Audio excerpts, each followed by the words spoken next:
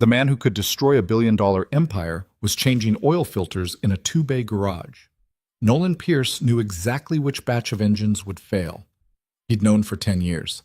And tonight, the woman whose company built those engines was parking outside his shop with questions he'd spent a decade preparing to answer.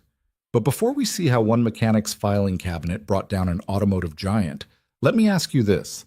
Have you ever been the only person who knew the truth? Stay until the end of this story.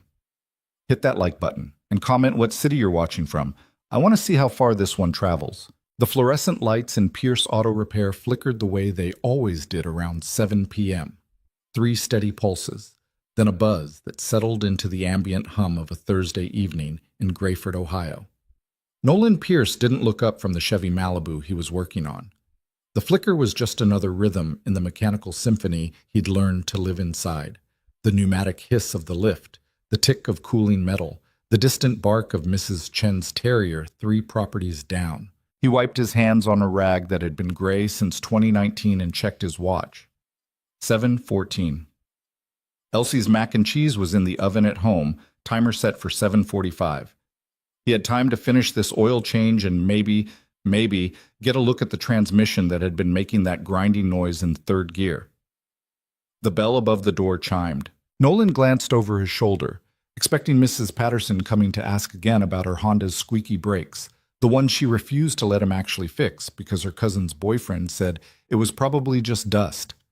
It wasn't Mrs. Patterson. The woman in the doorway wore a charcoal suit that probably cost more than Nolan's mortgage payment. Her dark hair was pulled back in a way that suggested she paid someone to make it look that effortless. She was young, early 30s maybe, but she carried herself with the kind of rigid posture that came from too many boardrooms and not enough sleep. Nolan knew who she was before she said a word. He'd seen her face in trade publications, on business news segments he caught while Elsie watched cartoons in the other room. Marin Vale, CEO of Vale Automotive Systems. 30 years old and running a company her grandfather had built from a tool and die shop in Detroit 70 years ago. She was also, if the rumors were true, about 6 weeks away from watching that empire collapse into bankruptcy and federal investigation. "We're closing up," Nolan said, turning back to the Malibu. "You can leave your keys in the drop box. I'll look at it tomorrow." "I'm not here to leave my car." Her voice was clipped, northeastern, expensive. "You're Nolan Pierce. Sign says so on the building. I need to talk to you." Nolan drained the last of the old oil into the pan and reached for the filter wrench. "Phone's on the wall. Office hours are Monday through Friday, 8 to 5. You want an appointment, call Sharon. She handles the schedule." "Sharon is your answering machine." "Sharon's very efficient." Marin Vale didn't move from the doorway. Nolan could feel her watching him work, cataloging, calculating. He'd seen that look before, back when he wore a different kind of clothes and worked in a different kind of building. "Mr. Pierce, I'm not here about your services as a mechanic. Only service I offer." "I know who you are." Nolan's hands paused for half a second, then continued unscrewing the filter. Oil dripped dark and thick into the catch pan. "Congratulations. You want a medal? I know you worked for us 12 years ago. I know you were part of the R&D team that developed the VX7 engine platform. That was a long time ago. I know you left the company in 2015. I know you filed 3 separate internal reports about a defect in the cylinder head assembly. And I know," she took a step into the garage, her heels clicking on the concrete, "I know you've been repairing VX7 engines in this garage for the past decade." Nolan set down the wrench and finally looked at her directly. "You drove 3 hours from Detroit to tell me things you already know?" "I drove 3 hours to ask if you kept records." The fluorescent lights flickered again. Somewhere in the back office, the space heater kicked on with a rattle that Nolan kept meaning to fix. "Records of what?" "Don't insult both of us, Mr. Pierce." Marin's jaw was tight. 743 VX7 engines have catastrophically failed in the past 18 months. The NHTSA opened an investigation in January. We've recalled every vehicle. Our stock price has dropped 62% in 3 weeks, and every single failure matches the exact defect pattern you reported in 2015. Nolan pulled a fresh filter from the shelf and began threading it onto the Malibu's engine block. "Sounds like you have a problem. We have lawsuits in 11 states. We have a federal investigation. We have families who lost loved ones in crashes caused by engines that seized at highway speeds. Her voice cracked slightly on the last part, just a hairline fracture in the professional veneer. And we have lawyers who found your name buried in old company records. The man who warned us this would happen. Then you don't need me. You already know what went wrong. I need to know what you know. I need to know what you documented. Because right now, the picture being painted is that Vail Automotive deliberately ignored safety warnings and continued production, that we knew about the defect and hid it. Nolan lowered the Malibu off the lift and wiped his hands again. Did you? No. But someone did. Marin's silence was its own answer. Nolan walked to the small office at the back of the garage, barely more than a closet with a desk, a filing cabinet, and a calendar from a parts supplier that was 3 years out of date. Elsie's drawing of a purple dinosaur was taped to the wall, the corners curling. He could feel Marin following him, her presence filling the small space like a pressure change before a storm. He unlocked the bottom drawer of the filing cabinet. Inside were folders, dozens of them, organized by year, by batch code, by failure type, each one meticulously labeled in Nolan's precise engineer's handwriting. 2015, he said, pulling out a thick folder. First batch of VX7s that came through here. Guy brought in a Traverse, engine seized on I-75. Towed it in, told me it just died. No warning. I pulled the engine apart and found the cylinder head cracked along the same stress line I'd flagged in the design phase. He opened the folder. Inside were photos, printed on regular copy paper, close-ups of metal fractures, measuring tools placed for scale, batch codes stamped into engine blocks. Took photos, documented everything, called it a fluke. He pulled out another folder. 2016, 3 more engines, same failure, same crack pattern, same batch code series. Another folder. 2017, 7 engines. 2018, 14. 2019, 22. The folders stacked up on the desk between them, a growing paper monument to a decade of systematic failure. I kept calling it flukes, Nolan said quietly. Kept thinking maybe I was wrong. Maybe I'd missed something in the original design, made a mistake in the calculations, so I kept fixing them. Kept documenting. Kept waiting for someone at your company to notice the pattern. Marin was staring at the folders like they were evidence at a crime scene. How many total? Through last month? 217 engines. All failures consistent with the defect I reported in 2015. All failures I documented with photos, batch codes, customer statements, and repair notes. Why didn't you come forward? Why didn't you contact someone? Nolan almost laughed. I did come forward 3 times, filed internal reports with engineering, with safety, with your executive team. You know what happened? I got called paranoid. Got told I was seeing patterns that weren't there. Got told the design had been triple-checked and approved by everyone who mattered. He closed the filing cabinet drawer with his boot. Then I got fired for performance issues. Escorted out of the building by security. Had to sign an NDA that said, if I ever talked about proprietary company information, you'd sue me for everything I'd ever own. Who fired you? Your head of operations? Guy named Conrad Sloan. Something shifted in Marin's expression. A muscle tightening in her jaw. A flicker of recognition that she tried to suppress. But Nolan had been reading people's faces across counters and under hoods for a decade. He caught it. You know him, Nolan said. It wasn't a question. He's been with the company for 30 years. He was my grandfather's right hand. He's also the one who buried my reports and pushed the VX7 into production 6 months ahead of schedule. Nolan tapped the folders. I can prove it. Every engine I documented came from batches manufactured in that accelerated timeline, the ones your company rushed out to meet a contract deadline. Marin reached for the top folder, then stopped. Can I? Nolan nodded. She opened it carefully, like it might explode. Her eyes scanned the photos, the notes written in Nolan's tight engineering script. Date, March 14th, 2015. Vehicle, 2014. Chevy Traverse. Mileage, 47,382. Failure. Complete seizure. I-75 northbound, 68 miles per hour. Customer reported no warning lights, no performance issues prior to failure. Engine disassembly reveals. This is exactly what we're seeing now, Marin said. These cracks. this failure sequence. It's identical to the NHTSA reports because it's the same defect. Same metallurgy problem in the cylinder head casting. I told your engineers the alloy mixture wasn't heat treating properly. The crystal structure was developing microfractures during the curing process. Under sustained high heat conditions, highway driving, towing, anything that really pushed the engine, those microfractures would propagate until catastrophic failure. Marin looked up from the folder. You remember all of this? The technical details? I designed that engine, Ms. Vale. I spent 2 years of my life on the VX7 platform. I knew every alloy composition, every tolerance spec, every thermal load calculation. Nolan leaned against the filing cabinet. I also knew it wasn't ready for production when Sloan pushed it through, but I was 28 years old, and he was the guy who'd built half the cars in America. So when he said I was wrong, I figured maybe I was. Until the engines started failing. Until the engines started failing, Nolan agreed. And by then, I was here, raising a kid, running a shop, fixing the problem over and over again because it's what I know how to do.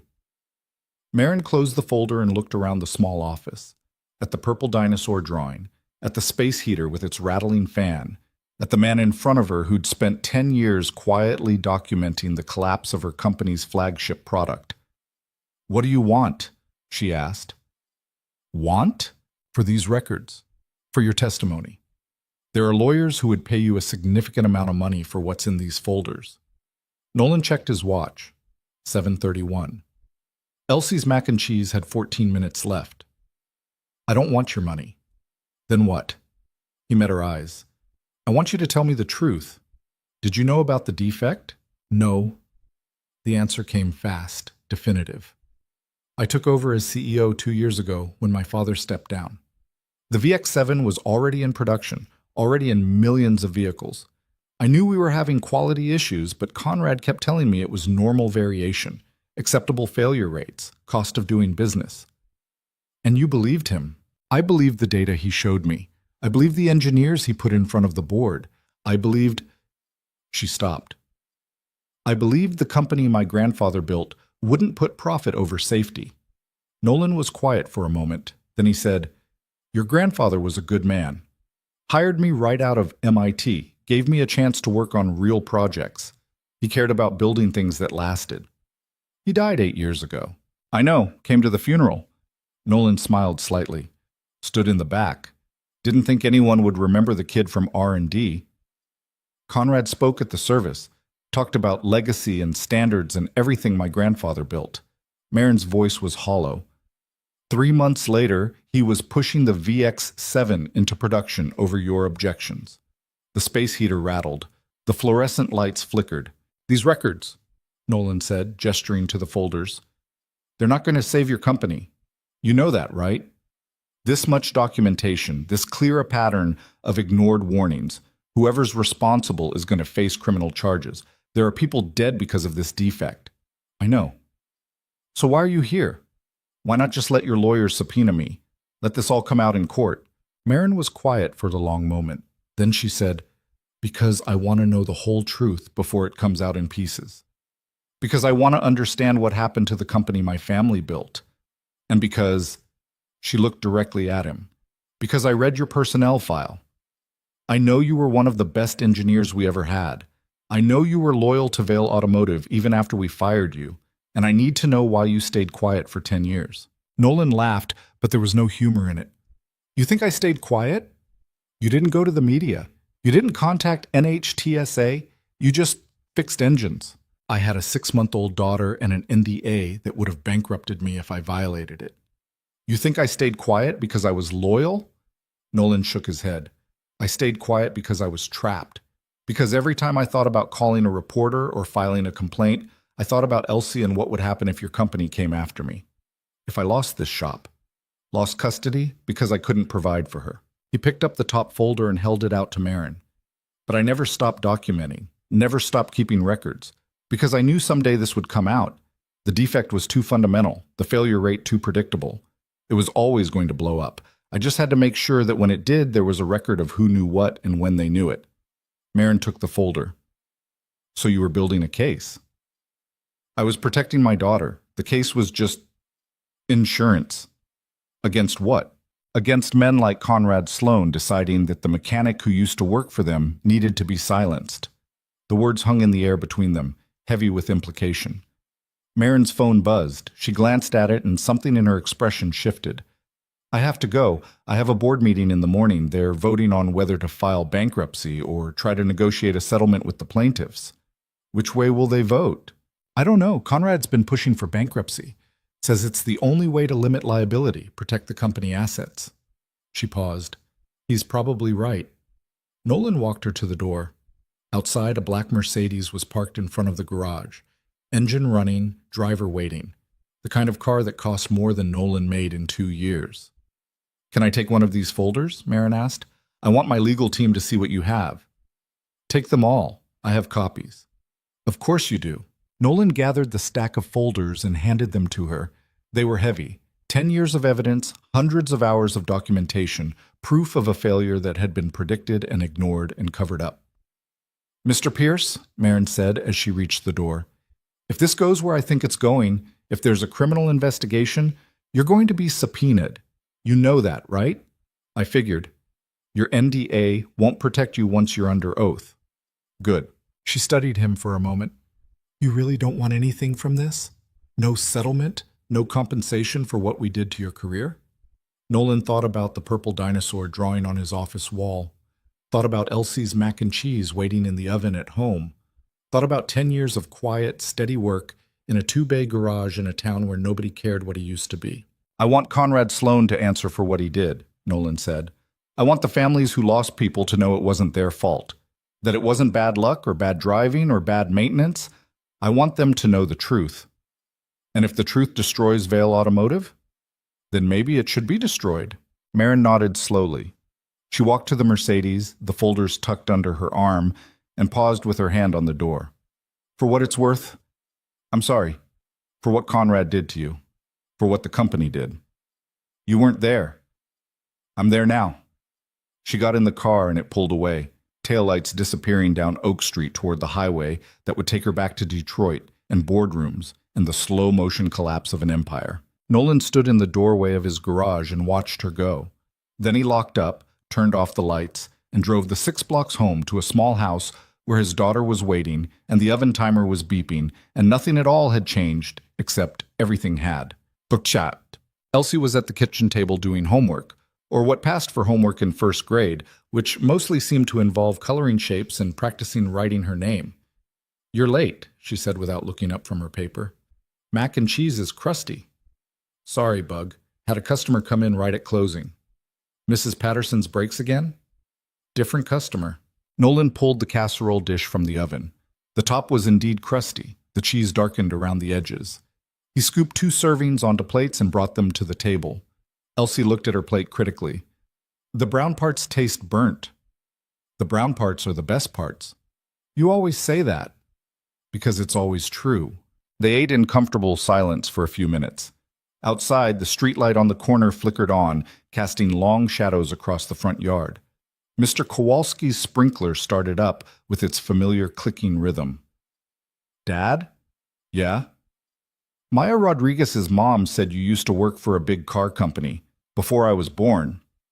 Nolan set down his fork.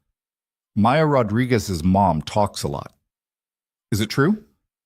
Yeah, I worked for Vail Automotive, designed engines. Like the ones you fix now? Some of them. Elsie pushed her mac and cheese around her plate. Why'd you stop? How do you explain to a 6-year-old that you got fired for being right? That you were escorted out of a building by security while your colleagues avoided eye contact? That you spent the next year sending out resumes while your daughter's mother decided she didn't want to be married to an unemployed engineer with a newborn? It was time for something different, Nolan said. Sometimes jobs don't work out. Maya's mom said you got fired. Maya's mom really needs a hobby. Did you? Nolan looked at his daughter. She had her mother's eyes, dark brown, too perceptive for someone who still believed in the tooth fairy. Yeah, he said. I got fired. Why? Because I told my boss something he didn't want to hear. What did you tell him? That he was making a mistake, that the engines we were building weren't safe. Elsie considered this. Were you right? Yeah. And he fired you for being right? Sometimes people don't like being told they're wrong, especially when they're the boss and being wrong is expensive. That's dumb, Nolan smiled. Yeah, Bug. It is. They finished dinner. Elsie went to brush her teeth while Nolan cleaned up the kitchen. He was loading the dishwasher when his phone rang. Unknown number, Detroit area code. He let it go to voicemail. 2 minutes later, it rang again. Same number. On the third call, he answered. Mr. Pierce? A woman's voice, professional, crackling slightly on what sounded like a car phone connection. This is Jessica Chen. I'm an attorney with Morrison & West. Marin Vale asked me to contact you. Kind of late for a legal call. I apologize. Ms. Vale just left an emergency board meeting and asked me to reach out immediately. We need to discuss your documentation of the VX7 failures. Nolan put the phone on speaker and continued loading dishes. Discuss what about them? We need to verify the chain of custody for your records. If these documents are going to be used in litigation, and they will be, we need to establish that they haven't been tampered with, that they are authentic contemporaneous records, and that you maintain them in the normal course of business. I kept them in a filing cabinet, took photos with whatever camera I had at the time, wrote notes on my breaks. That normal enough? Mr. Pierce, I understand this is inconvenient, but... Lady, it's 8:30 on a Thursday night. I've got a first grader in the bathroom who needs to practice her spelling words and a cat that's about to knock over my coffee. So whatever you need to verify, we can do it tomorrow during business hours. There was a pause. Of course. I apologize. Can you come to our Detroit office tomorrow afternoon? No. Monday? I run a business, Ms. Chen. I can't just close up shop and drive to Detroit every time Vale Automotive needs something. We're prepared to compensate you for your time. I don't want compensation. I want to be left alone to do my job. Another pause, longer this time. Then, Mr. Pierce, I'm going to be direct with you. We have reason to believe that certain parties within Vale Automotive may attempt to discredit your testimony or interfere with your records. We need to get ahead of that.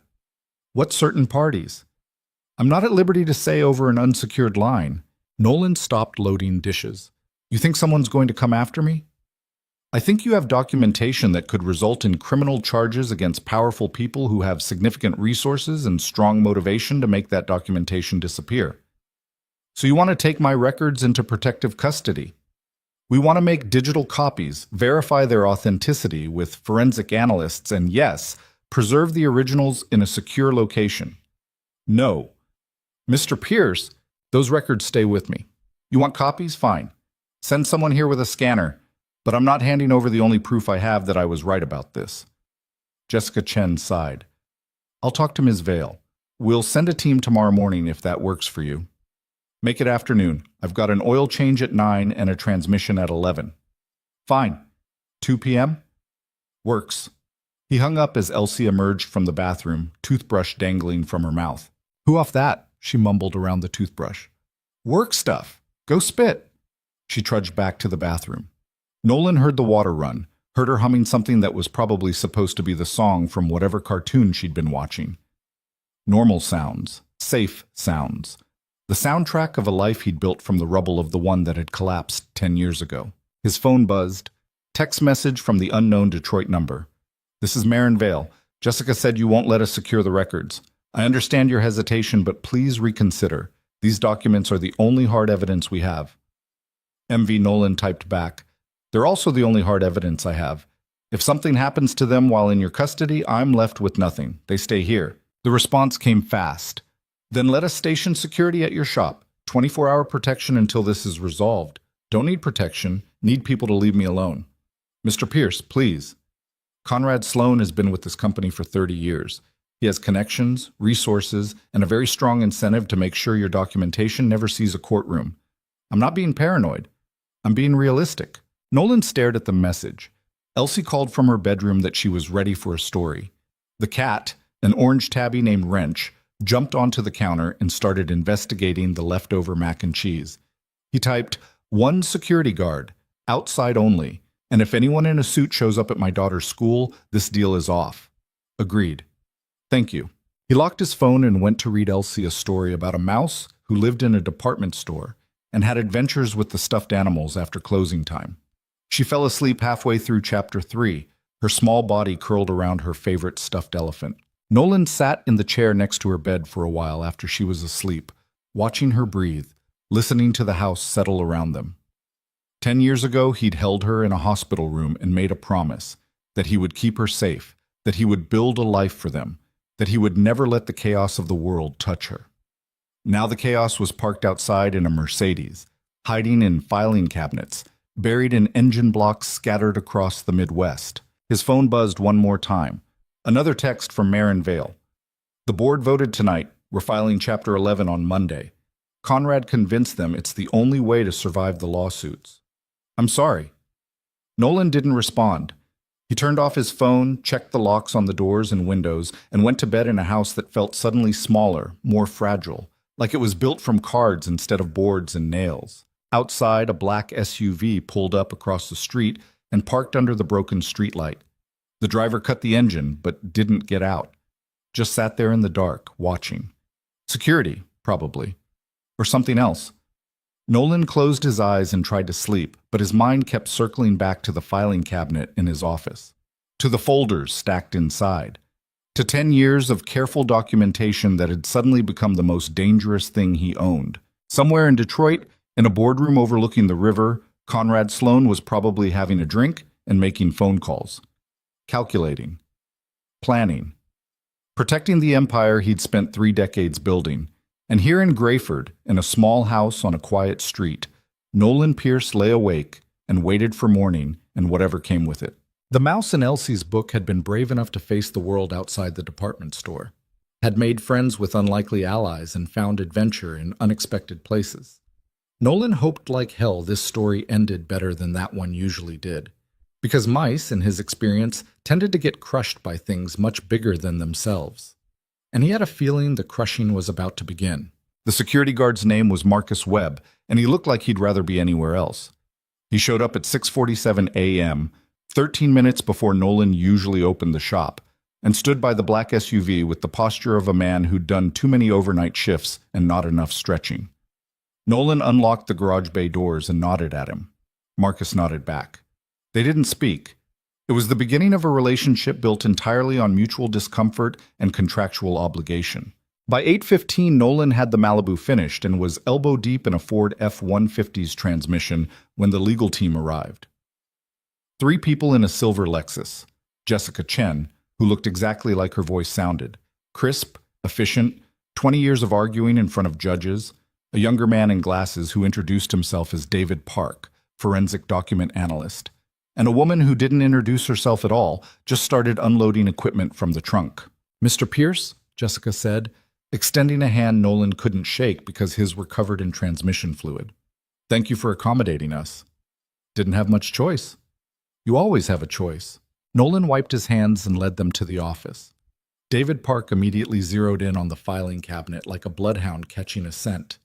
The unnamed woman started setting up what looked like a portable scanning station on Nolan's desk, pushing aside the coffee mug Elsie had made him in art class, lumpy, glazed in purple, perfect. We'll need to photograph each document in situ before removal, David said, already pulling on white cotton gloves. Then we'll scan at 600 dpi, create hash values for each file, and document the complete chain of custody. In English, Nolan said. Jessica stepped in. We're going to prove these documents are exactly what you say they are. Contemporaneous records created at the time of each repair, unaltered, authentic. That way, when we present them in court, opposing counsel can't claim they're fabricated or tampered with. They're not fabricated. I believe you. But belief doesn't hold up in federal court. Evidence does. They worked for 3 hours. David photographed every folder, every page, every handwritten note. The unnamed woman, who finally introduced herself as Rita Chen, Jessica's paralegal and also apparently her sister, scanned everything with a machine that hummed and beeped and spit out page after page of perfect digital copies. Nolan tried to work on the F-150, but he kept drifting back to the office doorway, watching strangers handle his records like archaeological artifacts, which, in a way, they were. 10 years of buried truth, carefully excavated. Mr. Pierce, well, David called from the filing cabinet. This notation here, Batch Vivex 7-2847-B, Manufactured week 23, 2015. How did you obtain the batch codes? They're stamped on the engine block, right side below the cylinder head. And you photographed each one? Every single engine that came through here. David made a note on his tablet. This is extraordinarily thorough documentation. Did you have legal training? Engineering training. Same thing, basically. Document everything, assume someone will question your work later. Good instinct. By noon, they were done. Rita had 4 external hard drives loaded with scanned files, each one encrypted and backed up to 3 separate cloud servers. David had a complete photographic record of the filing cabinet's contents, organized by date and cross-referenced with Nolan's repair invoices. Jessica gathered her team by the door. We'll have preliminary forensic analysis by Monday. But Mr. Pierce, I want to be clear, these documents are going to change everything. They establish a clear pattern of ignored warnings, documented failures, and corporate knowledge of a lethal defect. That's the point. The point is also that you're now the star witness in what will likely be the largest automotive safety lawsuit in decades. Your life is about to get complicated. It's already complicated. It's about to get more complicated. She wasn't wrong. The first news van showed up Tuesday morning. Local affiliate, young reporter with ambitious hair and questions Nolan had no intention of answering. Marcus Webb politely but firmly escorted her back to the property line. The second van arrived an hour later, then a third. By Wednesday, there were 6 news trucks parked on Oak Street, their satellite arrays telescoped up like mechanical flowers searching for signal. Nolan kept the garage doors closed and worked on cars. Marcus Webb earned his paycheck keeping reporters at bay. And somewhere in the background, just out of sight, the legal machinery ground forward. Thursday afternoon, Maren Vale came back.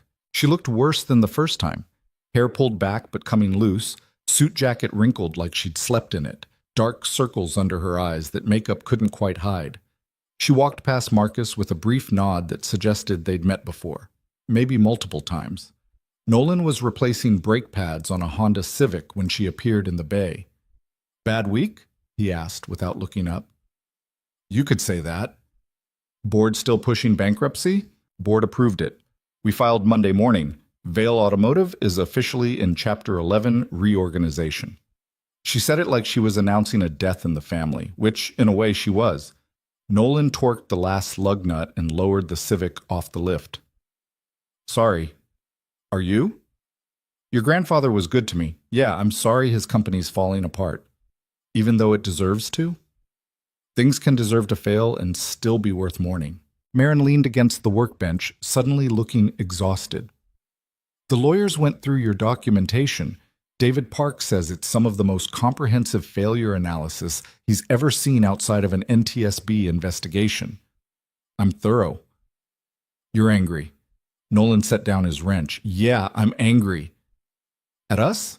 At Conrad? At the whole situation?" "Yes." It wasn't the answer she expected, Nolan could tell. She'd been looking for something more specific, more actionable. A villain she could point to and blame. But the truth was messier than that. "I'm angry you fired me for being right," Nolan said. "I'm angry Conrad buried my reports. I'm angry every time I pulled apart another failed engine and knew it didn't have to be this way. And I'm angry at myself for staying quiet because I was scared. You had a daughter to protect. That's what I told myself. But the truth is I could have found a way. Could have contacted NHTSA anonymously, leaked the documents to a reporter, something. Instead, I just fixed engines and kept records and told myself I was playing the long game." He picked up a shop rag and wiped his hands, a gesture so automatic it barely registered. 10 years is a long game. People died in those 10 years. Families lost parents, kids, spouses, because engines failed the way I predicted they would, and I kept quiet. "That's not your fault, isn't it?" Maren was quiet for a moment. Then she said, "Conrad's blaming you." Nolan went still. "What?" "Not publicly, not yet. But in internal meetings, in conversations with the board, he's building a narrative that you sabotaged the VX7 design, that you were a disgruntled employee who deliberately created a defect so you could later profit from exposing it. That's insane. That's strategy. He's trying to discredit you before you can testify. He's pulling your personnel file, your performance reviews, your financial records from when you worked for us, looking for anything he can use to paint you as unstable, vindictive, compromised. Nolan felt something cold settle in his chest. He's going after my credibility. He's going after everything. Your employment history, your divorce, your finances. What about my finances? Marin looked uncomfortable. You filed bankruptcy in 2017, medical bills from Elsie's birth, your ex-wife's student loans. How do you know about that? Conrad's lawyers are building a profile. They're going to argue that you have financial motivation to fabricate evidence, that you're trying to cash in on Vale's crisis. I told you I don't want your money. I know, but Conrad's going to argue you're just plain hard to get. Waiting for the settlement offers to get bigger. Nolan threw the shop rag across the bay. It hit the far wall and fell to the concrete with a pathetic slap. So what am I supposed to do? Just let him trash my reputation? You're supposed to let us handle it. Jessica has a forensic accountant reviewing your business records to establish you haven't received any suspicious payments. David's prepared to testify that your documentation is authentic. We're building a case that you're exactly what you appear to be, a mechanic who documented failures in the normal course of business.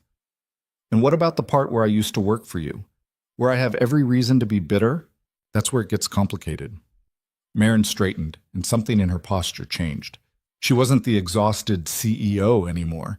She was someone who'd spent 3 days in strategy meetings with lawyers who billed $400 an hour. Jessica thinks we need to get ahead of Conrad's narrative. She wants to file a motion to compel Conrad's communications, every email, every memo, every conversation he had about the VX7 defect and about you. Will she get it?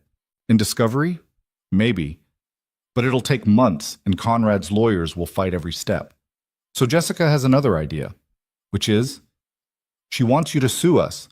Nolan stared at her. What? File a wrongful termination suit. Claim Vale Automotive fired you in retaliation for reporting safety defects. It would force the company to produce all internal communications about your termination, about the VX7 development, about everything Conrad did to bury your warnings. You want me to sue you to help you sue yourselves? I want you to sue Vale Automotive as it existed under Conrad Sloan's leadership. I want to draw a clear line between the company that ignored your warnings and the company I'm trying to build from what's left. Nolan walked to the bay door and looked out at Oak Street. The news vans were still there, idling, waiting. Marcus Webb was on his phone, probably reporting this conversation to whoever was actually paying his salary. And somewhere, in an office tower in Detroit, Conrad Sloan was spinning narratives and building defenses and doing everything he could to make sure the empire didn't fall on him. If I sue you, Nolan said slowly, Conrad will come at me with everything. He'll drag out every mistake I ever made, every bill I couldn't pay, every time you were human, Marin finished. Yes, he will. And we need to make sure you're ready for that. I don't know if I am. Mr. Pierce, Nolan, I know this isn't fair. I know you never asked to be the center of this, but you're the only person outside Vale Automotive who has contemporaneous documentation of what went wrong. You're the only one who can prove Conrad knew about the defect and buried it. Why does it have to be me? It was a question Nolan had been asking himself for 10 years, in different forms, in different contexts. Why did it have to be him who noticed the defect?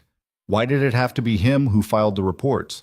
Why did it have to be him who got fired, who lost everything, who spent a decade fixing the same broken engines over and over? Marin didn't have an answer. Nobody did. Sometimes you were just the person standing in the right place or the wrong place when history decided to happen. I need to think about it, Nolan said finally. Take until tomorrow. After that, Conrad's going to file his motion to exclude your testimony. He's going to argue you're not a qualified expert, that your documentation is hearsay, that you have undisclosed financial interest in the outcome. Once he does that, the window for us to get ahead of the narrative closes.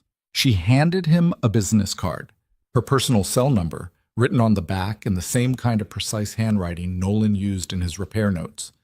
Engineers, apparently, never lost certain habits. Call me tonight, either way.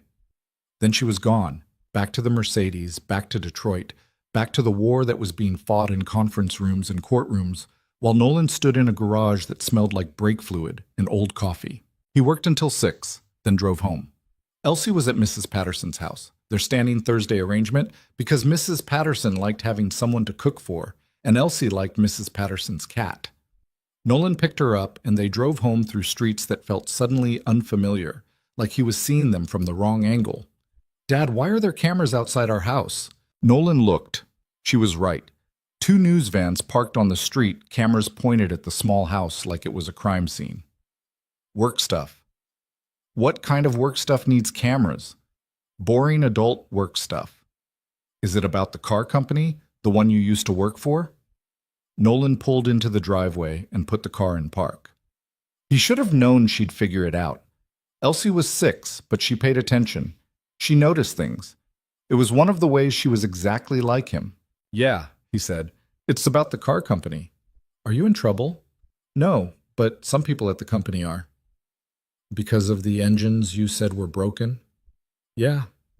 Elsie unbuckled her seatbelt and looked at him with those two perceptive eyes. Are they mad at you for being right? Some of them are. That's still dumb. Yeah, Bug. It is. They went inside. Nolan made spaghetti while Elsie did homework at the kitchen table. The news van stayed outside. Marcus Webb's replacement, a woman named Torres who looked like she could bench press the SUV she arrived in, parked across the street and settled in for the night shift. At 8:47, after Elsie was in bed, Nolan's phone rang. Unknown number, New York area code. He almost didn't answer, but something made him pick up. Mr. Pierce? This is Richard Kelso. I'm a producer for Frontline. We're working on an investigation into Vail Automotive's safety practices, and we'd like to talk to you. I'm not interested. We've spoken with 3 families who lost loved ones in VX7 engine failures. They deserve to know the truth about what happened. You can help them understand. Call Vail's PR department. Mr. Pierce, we know you documented these failures for years. We know you tried to warn the company. Don't you think the public deserves to hear that story? The public can hear it in court.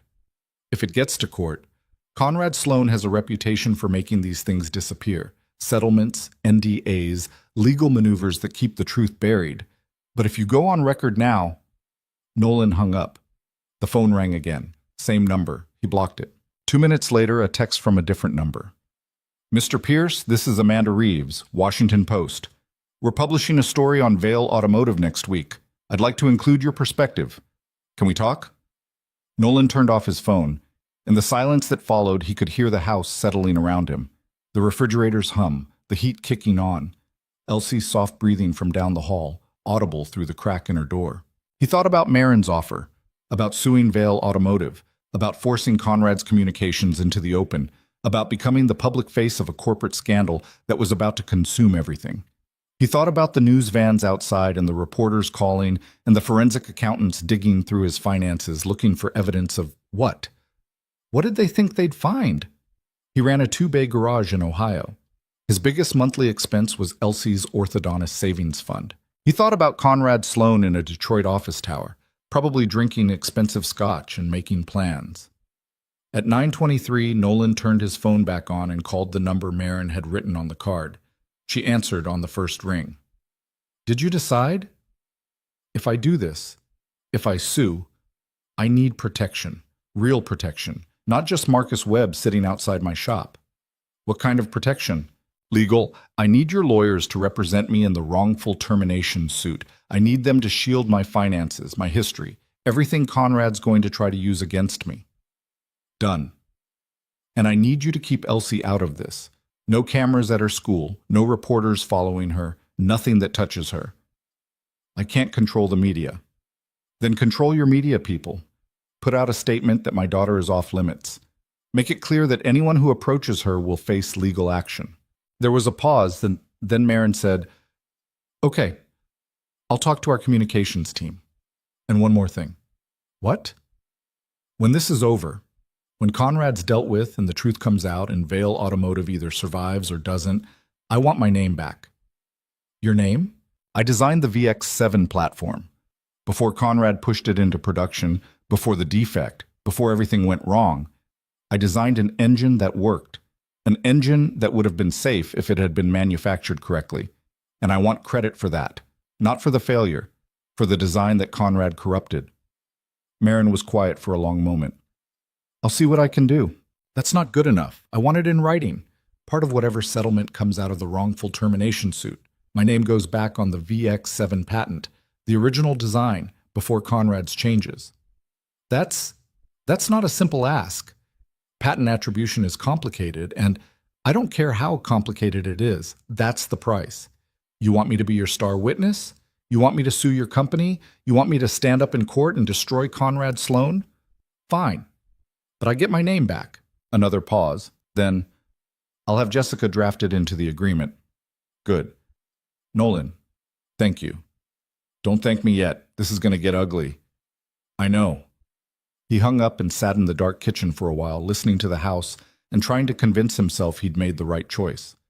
Tomorrow, Jessica Chen would file a wrongful termination lawsuit, Nolan Pierce versus Vale Automotive Systems. And the clock would start ticking on whatever Conrad Sloan had planned. Nolan stood and checked the locks on the doors, checked the windows, checked Elsie's room where she slept curled around her elephant. Everything looked the same as it always did. But something had shifted. The world had tilted on its axis, and there was no going back to the way things were before Marin Vale walked into his garage with questions about defective engines. He went to bed but didn't sleep. Just lay there, listening to Torres's SUV idling outside, to the distant sound of someone's TV through the walls, to all the ordinary noises of an ordinary night that wasn't ordinary at all. And sometime around 3 a.m., his phone buzzed with a text from an unknown number. You made a mistake, Pierce. You should have stayed quiet. No signature, no identifying information, just a threat delivered through encrypted text from someone who wanted him to know they were watching. Nolan got out of bed and looked out the window. Torres was still there in the SUV. The news vans were gone. Even reporters needed sleep. The street was empty except for shadows and streetlights and the ordinary darkness of a small Ohio town at night. But someone was out there, watching, waiting. He checked on Elsie again. Still sleeping, still safe, still blissfully unaware that her father had just painted a target on both their backs. Nolan went back to bed and stared at the ceiling until dawn crept through the windows and Friday morning arrived with all its implications. At 7:15, his phone rang. Jessica Chen. We're filing in 1 hour. Are you ready? No. Good. Nobody who's actually ready for this kind of fight ever wins. It's the scared ones who find out what they're made of. That's supposed to be inspiring? It's supposed to be true. Conrad's going to come at you hard. He's going to dig up everything, your bankruptcy, your divorce, every parking ticket and late payment and mistake you've ever made. He's going to try to make you look desperate, unstable, compromised. I know. And you need to let him. You need to stand there and take it and not flinch. Because every attack he makes, every bit of dirt he throws, it just proves he's desperate. It proves you're the threat he can't neutralize any other way. Nolan thought about that. About being the threat. About being the one person Conrad Sloan couldn't buy, or intimidate, or make disappear. File the suit, he said. Already done. I filed it at 7 a.m. It'll hit the docket in Detroit by noon, and by 1 p.m. every news outlet in the country will be running the story.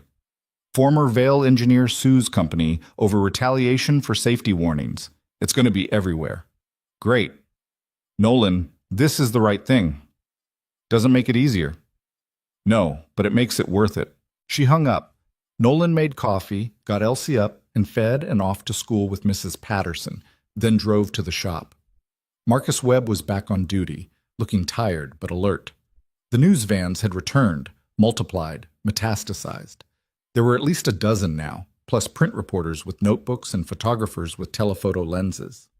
Nolan parked in the bay and closed the door behind him before any of them could get close enough to shout questions. He had 4 cars scheduled for the day. An oil change, a brake job, a diagnostic on a check engine light, and a transmission that was probably terminal. Ordinary work. Normal work. The kind of thing he'd been doing for 10 years. He started with the oil change and tried not to think about the lawsuit that was about to make his name national news. At 1:07 p.m., his phone exploded with notifications, news alerts, text messages, emails from addresses he didn't recognize. He ignored them all and focused on the brake job. At 2:34, a process server showed up with papers from Conrad Sloan's legal team, a motion to dismiss the wrongful termination suit, a countersuit for defamation and breach of NDA, and a subpoena for every document, every record, every piece of evidence Nolan had collected in the past 10 years. Marcus Webb signed for the papers and brought them to Nolan. You expecting these? Marcus asked. Yeah. You need anything? Nolan looked at the stack of legal documents, then at the brake pads he was installing, then back at Marcus. Coffee? Black? Strong enough to strip paint? Marcus almost smiled. I'll see what I can do. By the time Nolan finished the brake job, Jessica Chen had called 3 times. Marin Vale had texted twice, and someone claiming to be from the FBI had left a voicemail asking him to call back. He ignored them all and moved on to the diagnostic. The check engine light was a bad O2 sensor. Easy fix. He had it done in 40 minutes. The transmission was, as suspected, terminal. He called the customer and gave them the bad news. They asked if he could do anything. He said no, but he could recommend a good dealership for a replacement vehicle. They thanked him and hung up. Another ordinary transaction in an increasingly unordinary day. At 5:47, just as Nolan was cleaning up to go pick up Elsie, Marin Vale arrived again. She looked wired, running on coffee and adrenaline and whatever kept CEOs functional during corporate collapse. Did you see the news? She asked. I've been working. It's everywhere. Every major outlet is running the story. Vale engineer claims retaliation for safety warnings. Conrad scrambling. He put out a statement calling you a disgruntled ex-employee with financial problems and a grudge. Sounds about right. Nolan, this is serious. He's trying to destroy your credibility before you can testify. I know. And you're just, what, changing oil and replacing brake pads? What else am I supposed to do? Marin stared at him like he was a puzzle she couldn't solve. Most people would be panicking, calling lawyers, strategizing, preparing for the fight. I've been preparing for this fight for 10 years. Another day of brake pads isn't going to change anything. She sat on the workbench, suddenly looking exhausted again. Conrad's board allies are calling for my resignation. They're saying I'm mishandling the crisis, that I'm making it worse by supporting your lawsuit. Are you going to resign? No. Good. They sat in silence for a moment. 2 people who'd been pulled into a collision neither of them wanted, but both were too stubborn to walk away from. Jessica says Conrad's going to depose you next week, Marin said. His lawyers will ask you about everything, your employment, your finances, your relationship with me, every detail of how you collected your evidence. Let them ask.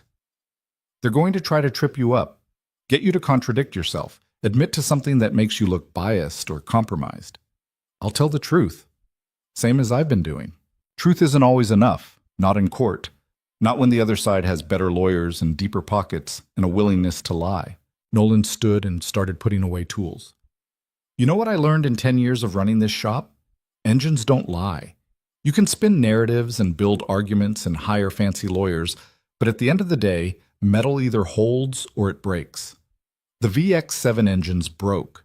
They broke exactly the way I said they would, and no amount of Conrad's legal maneuvering changes that. I hope you're right. I am, because I did the math. Marin left.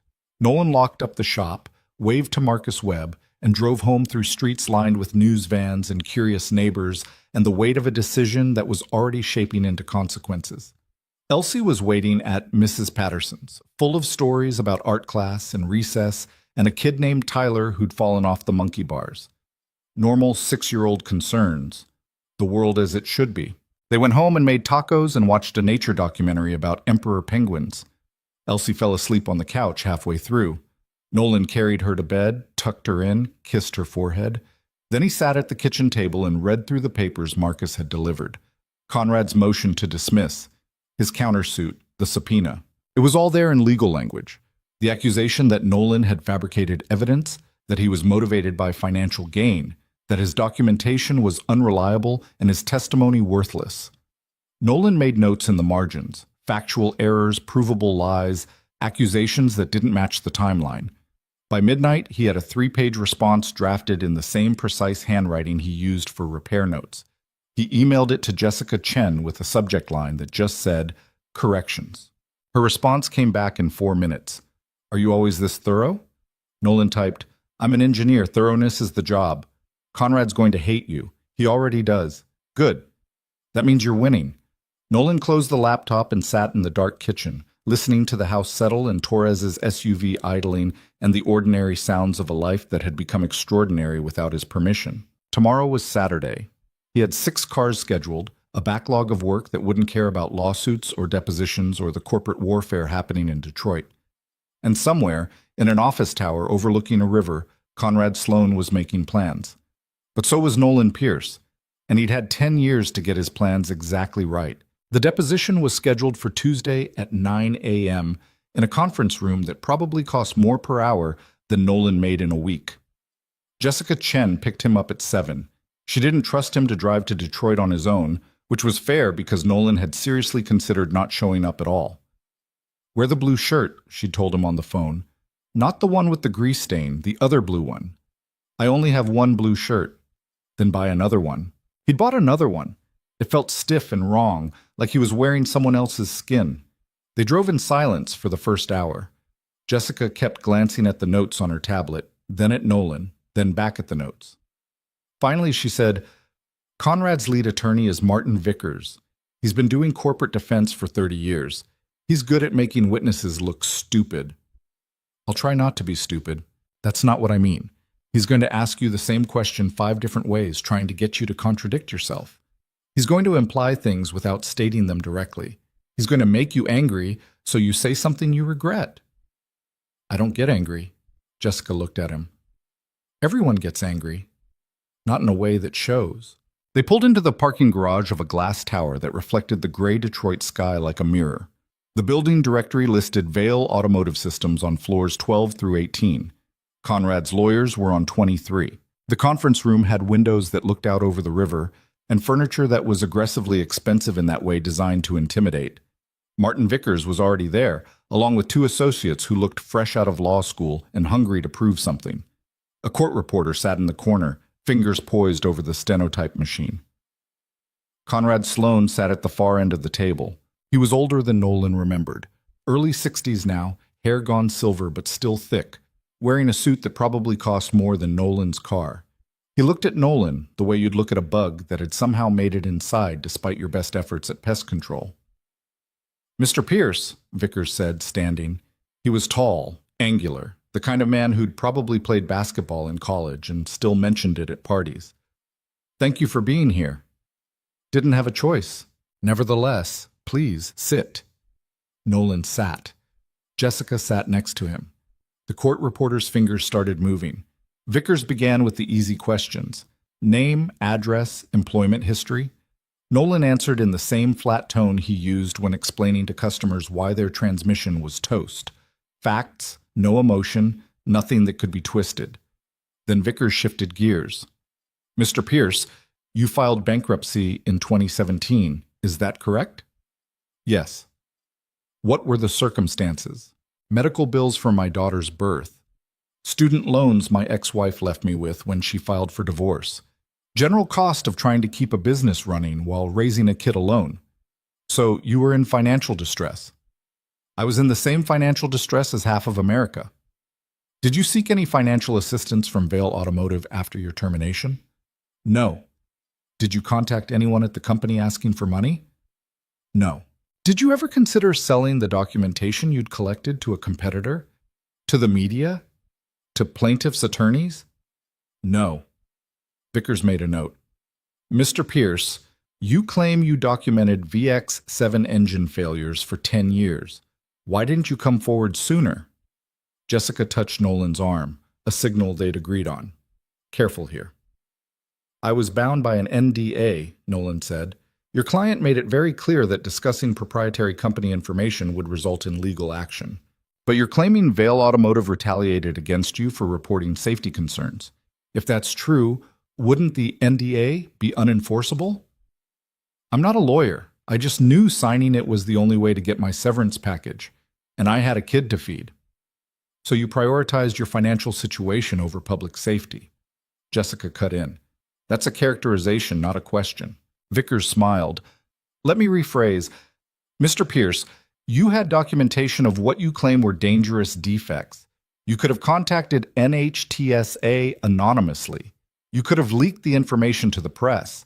Instead, you stayed silent and continued to profit from repairing the defective engines. Is that accurate?" The room went very quiet. Conrad was watching Nolan with an expression that might have been satisfaction. The associates were taking notes. The court reporter's fingers kept moving. Nolan took a breath.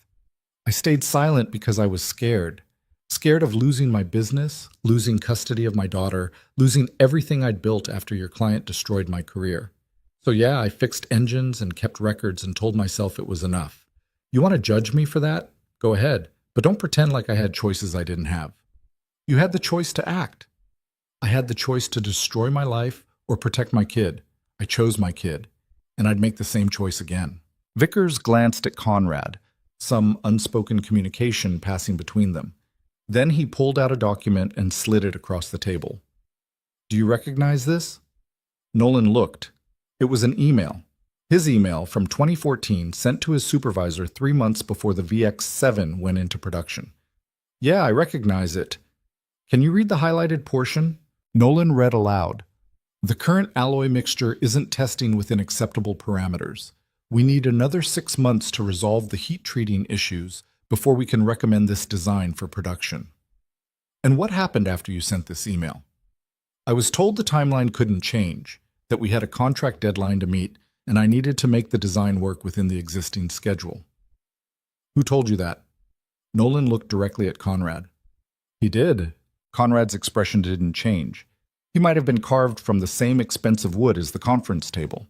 Vickers pulled out another document. This is a performance review from November 2014. It indicates you were struggling to meet deadlines, that you were resistant to team feedback, that you had difficulty accepting direction from supervisors. Does that sound accurate?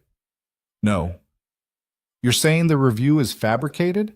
I'm saying it was written by someone who wanted to justify firing me before I could cause more problems.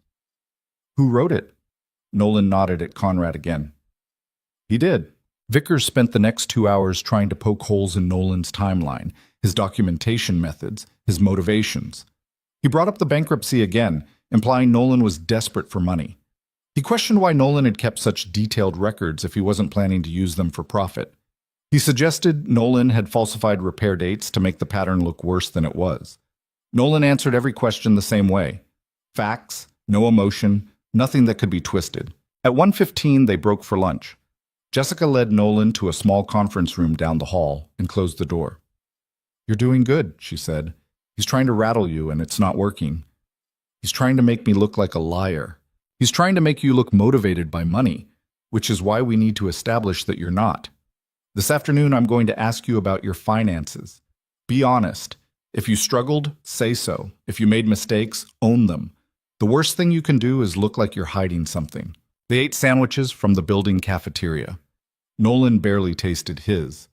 Through the window, he could see the river and the Windsor skyline beyond it and the whole landscape of a city that had built itself on making things, then slowly forgotten how. At 2 p.m., they resumed. Vickers pulled out more documents, Nolan's tax returns, business records, bank statements from the bankruptcy filing.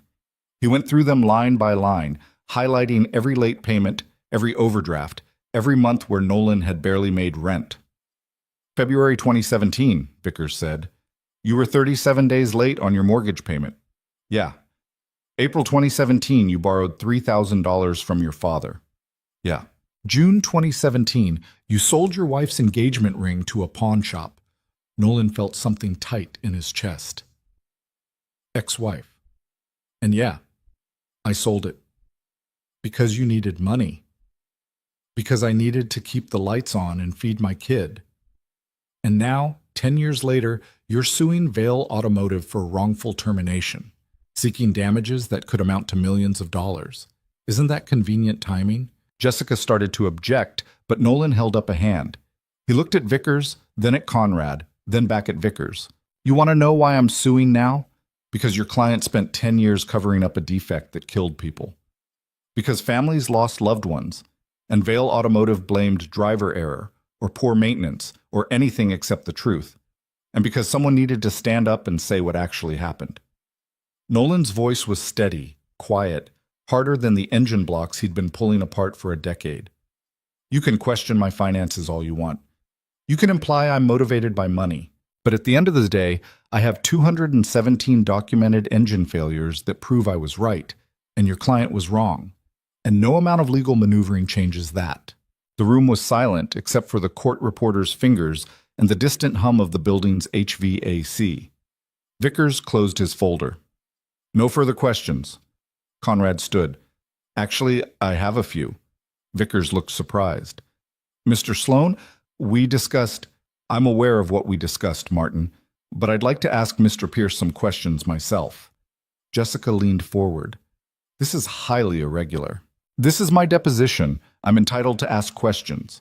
Conrad moved to the head of the table, positioning himself directly across from Nolan. Mr. Pierce, do you believe you were the only engineer at Vale Automotive who identified potential issues with the VX7 design? Nolan hesitated. This felt like a trap. I don't know what other engineers identified, but you were the most vocal about it. I filed 3 reports. If that makes me the most vocal, then yeah. And when those reports were dismissed, how did that make you feel? Frustrated. Angry? Yeah, angry. Angry enough to want revenge, Jessica cut in. Mr. Sloan, that's clearly argumentative. Angry enough to deliberately keep records for 10 years so you could eventually destroy the company that fired you? Nolan stared at Conrad across the table. Up close, he could see the slight tremor in the older man's hands, the way his jaw was clenched too tight. Conrad wasn't just defending his legacy. He was scared. I kept records, Nolan said slowly, because I knew the engines would fail. I knew people would get hurt. And I knew that when it happened, someone needed to have proof of what went wrong and who ignored the warnings. If that's revenge, fine. Call it revenge. But it's also the truth. The truth according to a disgruntled ex-employee with financial problems and an axe to grind. The truth according to 217 failed engines that all cracked in exactly the pattern I predicted. Conrad leaned forward. You know what I think, Mr. Pierce? I think you were a mediocre engineer who made a lucky guess. The VX7 had issues, yes, but every engine design has issues. That's what testing and refinement are for. You wanted to delay production for 6 months, maybe a year. Do you know what that would have cost us? What it would have cost the dealerships, the assembly plants, the thousands of workers who depend on Vale Automotive for their livelihoods? More than 743 catastrophic failures? Those failures happened over 10 years, across millions of vehicles. The failure rate is a fraction of a percent. Tell that to the families of the people who died. Conrad's face went red. You self-righteous. You sit here in your cheap suit and your moral superiority, acting like you're the hero. But you're not. You're a man who stayed silent for a decade because it was convenient, who fixed engines and collected evidence and waited for the perfect moment to cash in. You're not a whistleblower. You're an opportunist. Mr. Sloan, Jessica said sharply, this is completely inappropriate. And you know what else? Conrad wasn't done. I looked into your background. Your father was a union organizer who spent 20 years fighting Vale Automotive. Your mother picketed outside our plants in the 80s. You grew up hating this company, and the moment you got hired, you started looking for ways to damage us. Nolan felt the room tilt slightly. That's not true. Isn't it? You came in with a chip on your shoulder, always questioning decisions, always pushing back, always— I came in wanting to build engines that worked, that didn't kill people. If that's having a chip on my shoulder, then yeah, I'm guilty. Conrad slammed his hand on the table. The sound cracked through the room like a gunshot. You cost this company billions of dollars. You destroyed our reputation. I documented the truth. You're the one who buried it. I made a business decision. The words hung in the air. Vickers looked like he wanted to disappear into the expensive carpeting. The associates had stopped taking notes. The court reporter's fingers were frozen over the keys. Conrad seemed to realize what he'd said. What I meant was— You made a business decision, Nolan repeated quietly, to hide a defect, to push defective engines into production, to prioritize profit over safety. That's not what I said. That's exactly what you said, and it's on the record now. Conrad looked at Vickers. Vickers looked at his notes. Nobody looked at the court reporter, but everyone was thinking about her and the transcript that would soon exist of Conrad Sloan admitting to exactly what Marin and Jessica and Nolan had suspected all along. We're done here, Conrad said. He walked out of the conference room, the door closing behind him with a soft click that somehow sounded final. Vickers gathered his papers. We'll need to strike Mr. Sloan's comments from the record. Jessica smiled. I don't think so. They were clearly made in anger, not indicative of... They were made under oath, Martin. You know as well as I do they're admissible. Vickers looked at Nolan with something that might have been respect or might have been resignation. You got what you wanted. I got the truth, Nolan said. That's all I ever wanted. They left the building.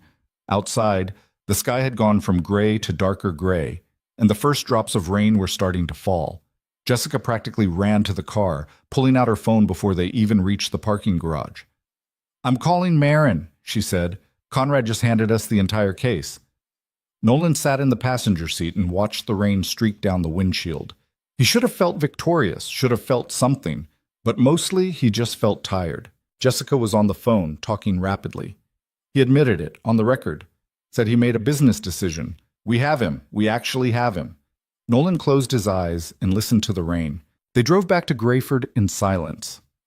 Jessica dropped him at the shop, where Marcus Webb was dealing with a small crowd of reporters who'd somehow learned about the deposition. Nolan walked past them without answering questions, unlocked the bay door, and stepped into the familiar smell of oil and metal. He had work to do. A timing belt replacement that should have been done yesterday.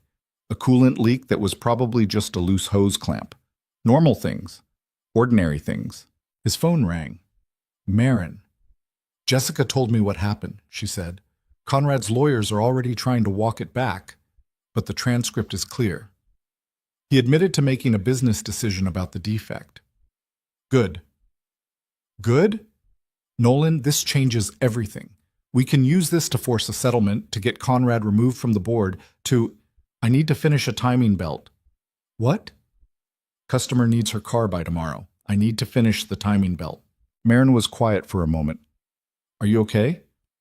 Yeah, just tired. We should celebrate. This is a huge win. You celebrate. I have work. He hung up and stared at the Toyota Camry in front of him.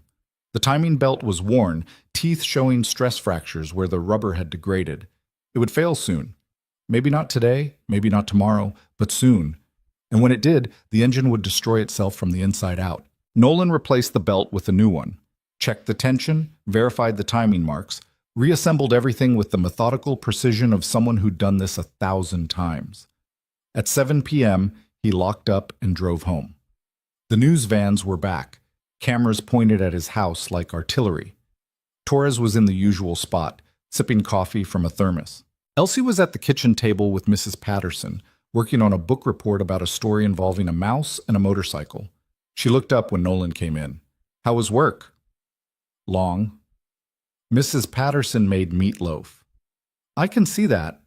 Mrs. Patterson stood, gathering her things. I should go. Let you two have dinner.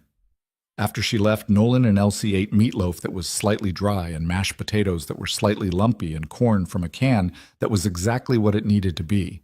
Dad? Yeah, Bug? Kids at school are saying you're famous. Nolan set down his fork. I'm not famous.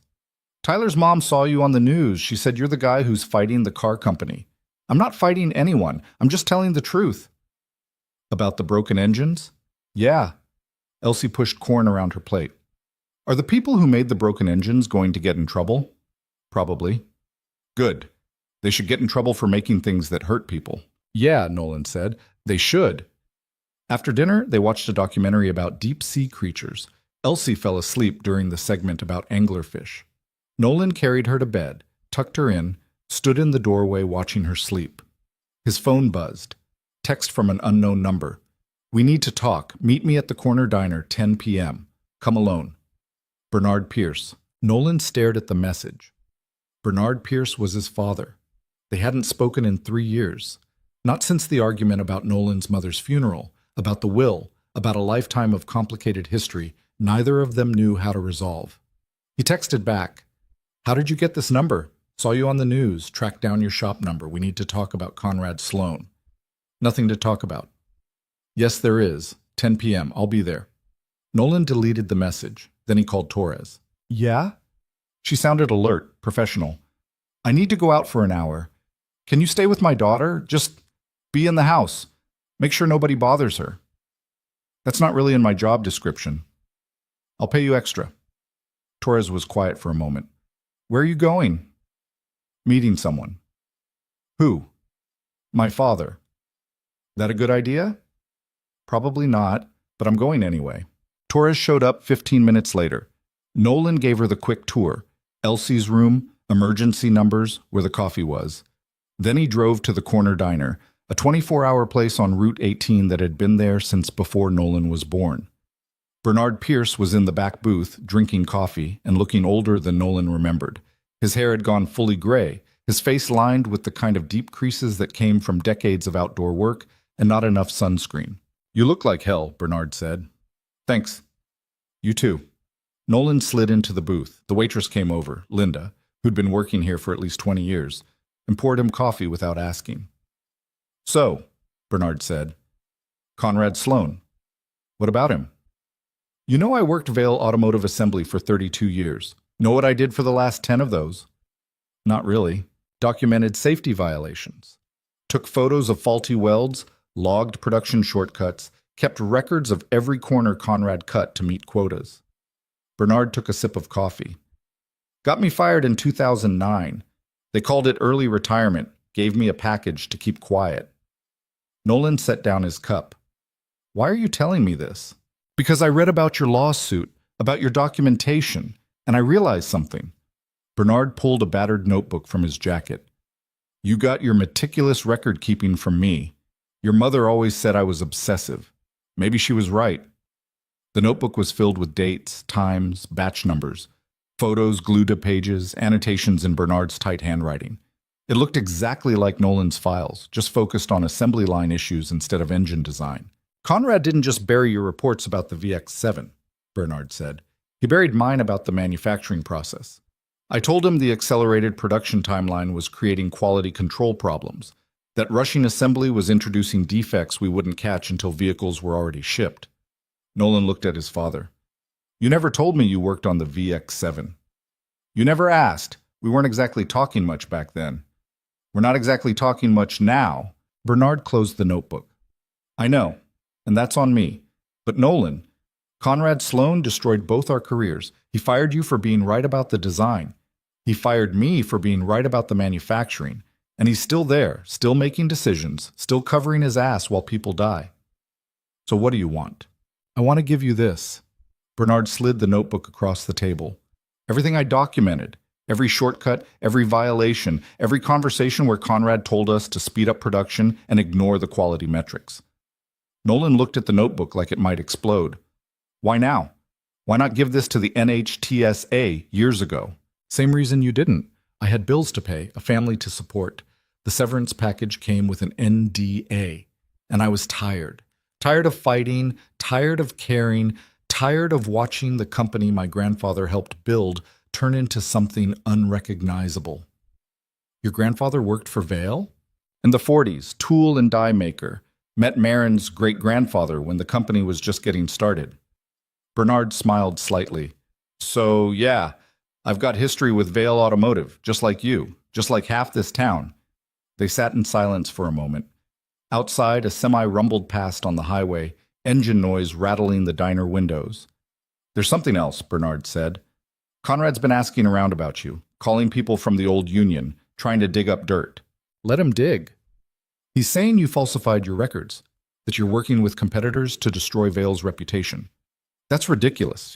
"Of course it's ridiculous, but Conrad's good at making ridiculous things sound plausible.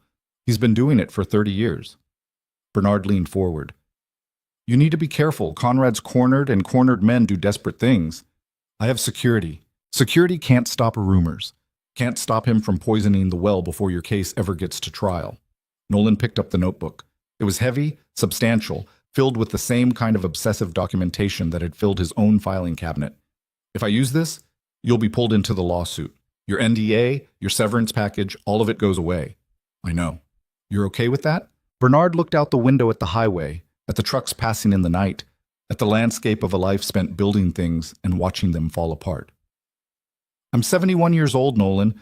I've got a pension from the union and a house that's paid off. What's Conrad going to do, sue me? Take my used Buick?" "He could. Let him try. I'm done being quiet." Bernard met Nolan's eyes. "I should have done this years ago. Should have stood up, made noise, forced them to listen. But I didn't. I took the money and stayed quiet and told myself it wasn't my problem anymore. You had reasons. Reasons aren't the same as being right. Bernard stood, pulled out his wallet, left cash on the table for the coffee. Use the notebook. Don't use it. That's up to you. But I wanted you to know you're not alone in this. You never were. He walked out into the night. Nolan sat in the booth, holding his father's notebook, watching the highway through the window. Linda came over with the coffee pot. Your dad's a good man. Stubborn, but good. Yeah, Nolan said. He is. He drove home at 11:07, the notebook on the passenger seat. Torres was on the couch, watching a cooking show with the sound low. Everything okay? She asked. Yeah, thanks for staying. Kid didn't even wake up. Easy money. After Torres left, Nolan sat at the kitchen table and went through his father's notebook page by page. It was all there. Production schedules that had been accelerated by weeks, quality checkpoints that had been skipped, inspection reports that had been falsified. And every page had Conrad Sloan's signature authorizing the changes, approving the shortcuts. Combined with Nolan's engine documentation, it painted a complete picture. Conrad had pushed a defective design into accelerated production, ignored warnings from both engineering and manufacturing, and spent 10 years covering up the results. At 1:34 a.m., Nolan photographed every page of the notebook and emailed them to Jessica Chen with a subject line that just said, "More evidence," from the assembly side. Her response came at 1:36. Where did you get this? My father. He worked Vale Assembly until 2009, documented the same problems from the manufacturing perspective. Nolan, this is everything we needed. Production records, Conrad's signatures, contemporaneous documentation from a completely independent source. We can prove systemic knowledge and deliberate concealment. Good. Can your father testify? Nolan thought about Bernard in the diner, about the notebook sliding across the table, about a 71-year-old man who was done being quiet. Yes. I'll call him tomorrow. Get some sleep. Nolan closed the laptop and sat in the dark kitchen, listening to the house settle and the distant sound of Torres's SUV starting up outside and the ordinary silence of 2 a.m. in a small Ohio town. Tomorrow, Conrad Sloan would wake up to the news that the case against him had just gotten exponentially stronger, that a second witness had emerged with documentation proving systematic safety violations, that the walls were closing in. Tomorrow, Marin Vale would probably call with updates on the bankruptcy proceedings, the board meetings, the endless legal maneuvering. Tomorrow, the news vans would return, and the reporters would ask questions, and the machinery of justice would grind forward another increment. But tonight, Nolan just sat in the kitchen his daughter had learned to make mac and cheese in, holding a notebook his father had carried for 17 years, thinking about the strange inheritance of fighting the same fights across generations. His phone buzzed one more time. Text from Bernard. Your mother would be proud of you. I am too. Nolan typed back. Thanks, Dad. Then he went to bed in a house that felt slightly less small, slightly less fragile than it had that morning. Outside, the streetlight flickered and held. The night settled into itself.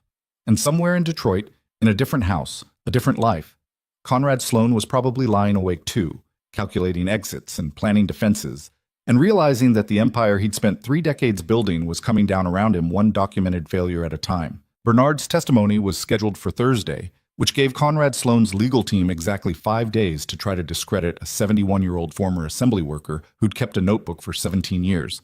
They used every single one of those days. On Monday, a story appeared in the Detroit Free Press suggesting Bernard Pierce had been fired from Vale Automotive for theft, not early retirement.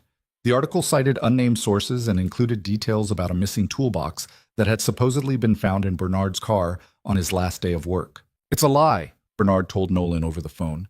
His voice was steady, but Nolan could hear the anger underneath. I never stole anything. They gave me the toolbox as a retirement gift. I have the card signed by my supervisor. Do you still have the card? Somewhere. Maybe. Hell, it's been almost 20 years. Jessica Chen filed a defamation suit against the newspaper by Tuesday afternoon, but the damage was done. The story had been picked up by 3 other outlets, each one adding new unverified details. By Wednesday, Conrad's version of events was the one people remembered. On Tuesday morning, Nolan found his shop's Yelp page flooded with 1-star reviews, complaints about overcharging, shoddy work, rude service, all posted within a 6-hour window, all from accounts created in the past week. Marcus Webb helped him document everything. Classic reputation attack, he said, screenshotting each review. Someone hired a service to flood your ratings. Can we prove it was Conrad? Prove it? No. Know it? Absolutely. By Tuesday afternoon, 3 customers had called to cancel appointments, apologetically citing the reviews.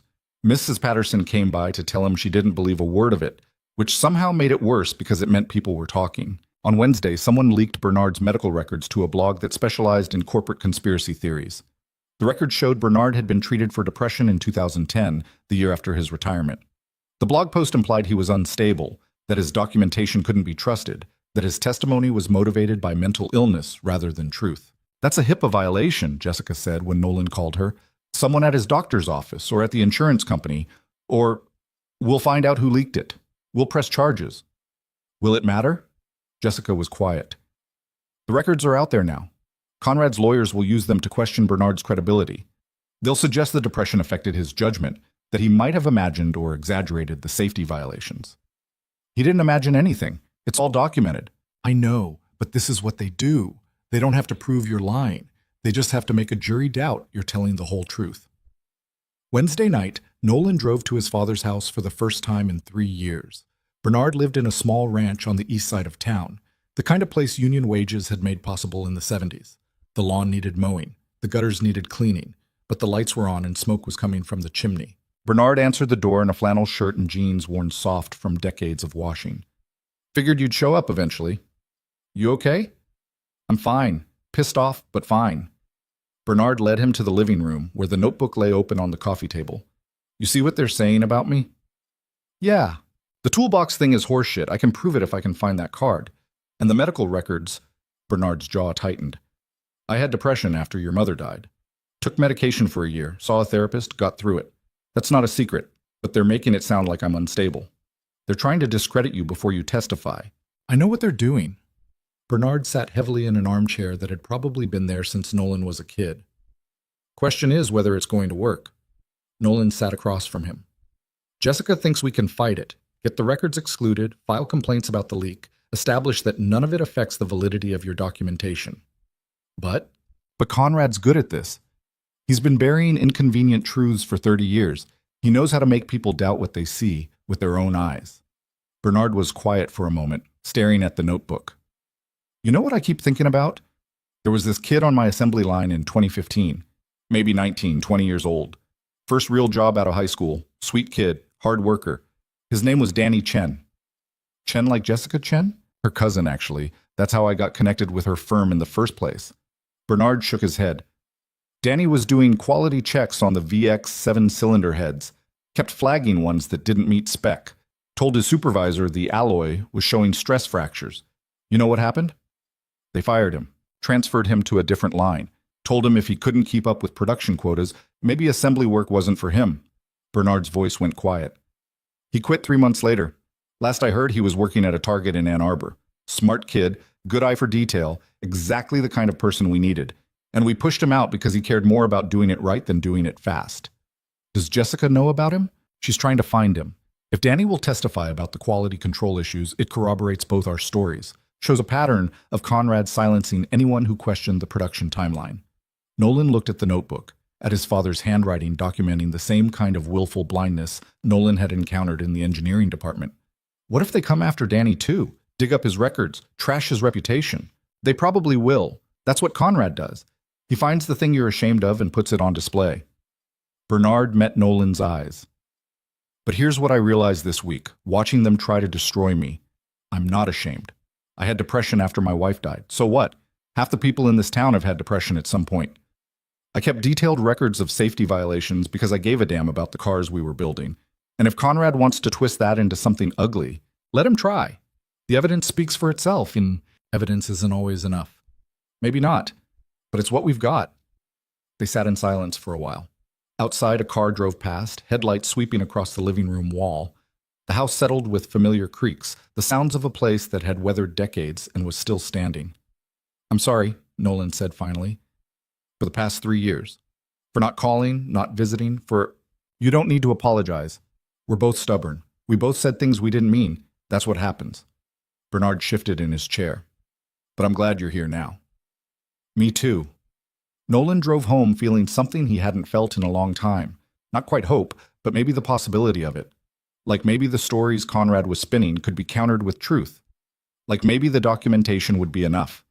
That feeling lasted exactly until Thursday morning.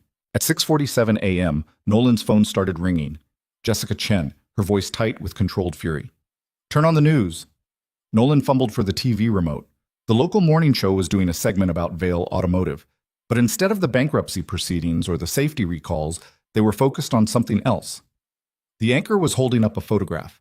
It showed Nolan and Maren Vail sitting in his garage office, her holding a stack of folders, both of them leaning close over the desk. Questions tonight about the relationship between Vail Automotive CEO Maren Vail and former company engineer Nolan Pierce. These photos, obtained by an anonymous source, show Vail and Pierce in what appears to be a private meeting at Pierce's auto shop. Sources close to the company suggest the two may have been coordinating their testimony against executive Conrad Sloan. The segment showed more photos. Maren arriving at the shop. Maren and Nolan talking in the bay. Maren's hand on his arm, a gesture that in context had been professional, but in the photos looked intimate. Corporate insiders are questioning whether Vail's support of Pierce's wrongful termination lawsuit represents a conflict of interest, and whether the relationship between the CEO and the key witness compromises the integrity of the federal investigation into Imashiti. Nolan turned it off. When were these taken? Probably that first night she came to see you, or one of the times after. Jessica's voice was sharp. Someone's been watching you, documenting your interactions, waiting for the right moment to release them. Conrad. Almost certainly. He's trying to make it look like you and Maren colluded to frame him, that your testimony isn't independent, that you're just doing her bidding. That's insane. She came to me. I didn't even want to be involved in this. I know, but the optics are bad, Nolan. CEO visits former employee late at night, hands him folders of documents. They have private meetings. It looks like coordination. It was coordination. She was trying to figure out what I knew. And that's fine. That's normal. But Conrad's spinning it as collusion. He's going to argue that you and Maren developed your testimony together, that your documentation isn't independent evidence, but rather a coordinated attack on his leadership. Nolan sat on the edge of his bed, the TV remote still in his hand. Elsie was asleep down the hall. The house was quiet, except for the distant sound of Torres's SUV idling outside. What do we do? We fight it. We establish the timeline, that you had the documentation long before Maren ever contacted you. We get David Park to testify that the records are authentic, contemporaneous documents, not something you created in coordination with Maren. Jessica stopped. But Nolan, you need to understand. This changes things. The narrative was simple before. Loan mechanic documents, safety failures, gets vindicated when company collapses. Now it's more complicated. Now there are questions about motivations, relationships, hidden agendas. I don't have a hidden agenda. I know, but juries love conspiracy theories, and Conrad's giving them one. After Jessica hung up, Nolan sat in the pre-dawn darkness and tried to figure out how the truth had gotten so twisted. He'd kept records. He'd documented failures. He'd stayed quiet for 10 years because he was scared and trapped and trying to protect his daughter. And now he was the villain in a story about corporate corruption because he'd answered Maren Vail's questions honestly. His phone buzzed. Text from Maren. I'm so sorry. I should have been more careful about being seen. This is my fault. Nolan didn't respond. What was there to say? It wasn't her fault. It was just Conrad being Conrad, finding the angle, exploiting the weakness, turning everything into a weapon. Another text. My board is calling for an emergency meeting. They want to know if I'm compromised, if my judgment about you is personal rather than professional. Is it? The text bubbles appeared, disappeared, appeared again. Finally, I don't know. Nolan stared at those 3 words. Then he typed, focus on saving your company. I'll handle Conrad. How? Same way I've been handling him for 10 years. By documenting the truth and waiting for him to make a mistake. At 8 a.m., Nolan opened the shop. The news vans were back in force, cameras pointed at the bay doors. Marcus Webb had been joined by 2 additional security guards, corporate money finally taking the threat seriously. At 9:23, a black town car pulled up. The driver got out, walked to the bay, and handed Nolan an envelope. Inside was a check for $2 million and a single-page letter on expensive stationery. Mr. Pierce, this is a settlement offer. In exchange for your agreement to withdraw from all litigation against Vail Automotive Systems and to refrain from testifying in any related proceedings, we are prepared to offer the enclosed payment along with a full release from your non-disclosure agreement. This offer expires at 5 p.m. today. If you choose not to accept, We will proceed with all available legal remedies to protect the company's interests and reputation. The choice is yours. It was unsigned, but Nolan knew who it was from. He looked at the check. $2 million. More than he'd make in 20 years of running the shop. Enough to send Elsie to any college she wanted, to retire early, to never worry about money again. All he had to do was walk away. Marcus Webb was standing in the doorway. What is it? Settlement offer. How much? Enough. You gonna take it? Nolan thought about Bernard's notebook, about Danny Chen forced off the assembly line for caring too much about quality, about 743 engine failures and the families who'd lost people because Conrad Sloan had decided profit mattered more than safety. No, Nolan said. He tore the check in half, then in quarters, then into pieces small enough that they'd never be put back together. Call Jessica. Tell her Conrad just tried to buy me off. Make sure it goes in the record. Marcus almost smiled. You're either the bravest guy I've ever met or the dumbest. Probably both. At 11:15, Conrad Sloan himself showed up at the shop. He arrived in a Mercedes that was newer and more expensive than the one Marin drove, wearing a suit that probably cost more than Nolan's mortgage. He dismissed his driver and walked into the bay like he owned the place, which, technically, through the complicated web of Vail Automotive's corporate structure, he might have once upon a time. Mr. Pierce, he said, I assume you received my offer. Nolan didn't look up from the oil change he was doing. I received it. And your answer? No? Conrad walked closer. He moved with the confidence of a man who'd spent his life in rooms where his presence mattered, where people listened when he spoke. You're making a mistake. Probably not my first. $2 million, Mr. Pierce. That's generosity. That's me trying to resolve this situation amicably without destroying you in court. Destroying me? Nolan set down the oil filter and finally looked at Conrad. You already destroyed me, fired me, blacklisted me, forced me to sign an NDA that kept me quiet for a decade. What else you got? I have the resources to make your life very difficult. The photos of you and Marin are just the beginning. I have investigators looking into every aspect of your life, your finances, your relationships, your custody arrangement with your daughter. Nolan went very still. Don't. Don't what? Don't investigate the man who's trying to destroy my company? Don't protect the legacy I've spent 30 years building. Don't bring my daughter into this. Then take the money and walk away. Conrad's voice was calm, reasonable. Think about what's best for Elsie. $2 million could change her life. Good schools, college, opportunities you could never give her working in this. He gestured around the garage with barely concealed contempt. In this place. This place is honest work, which is more than I can say for what you do. Conrad smiled, but it didn't reach his eyes. Honest work. Is that what you call keeping records for 10 years so you could cash in when the company hit a crisis? I call it documenting evidence of corporate negligence that killed people. 700 deaths over 10 years, Mr. Pierce, across millions of vehicles. More people die from choking on hot dogs. It's tragic, yes, but it's also statistical noise. The cost of doing business in a world where perfect safety is impossible. Nolan felt something cold and hard settle in his chest. You really believe that?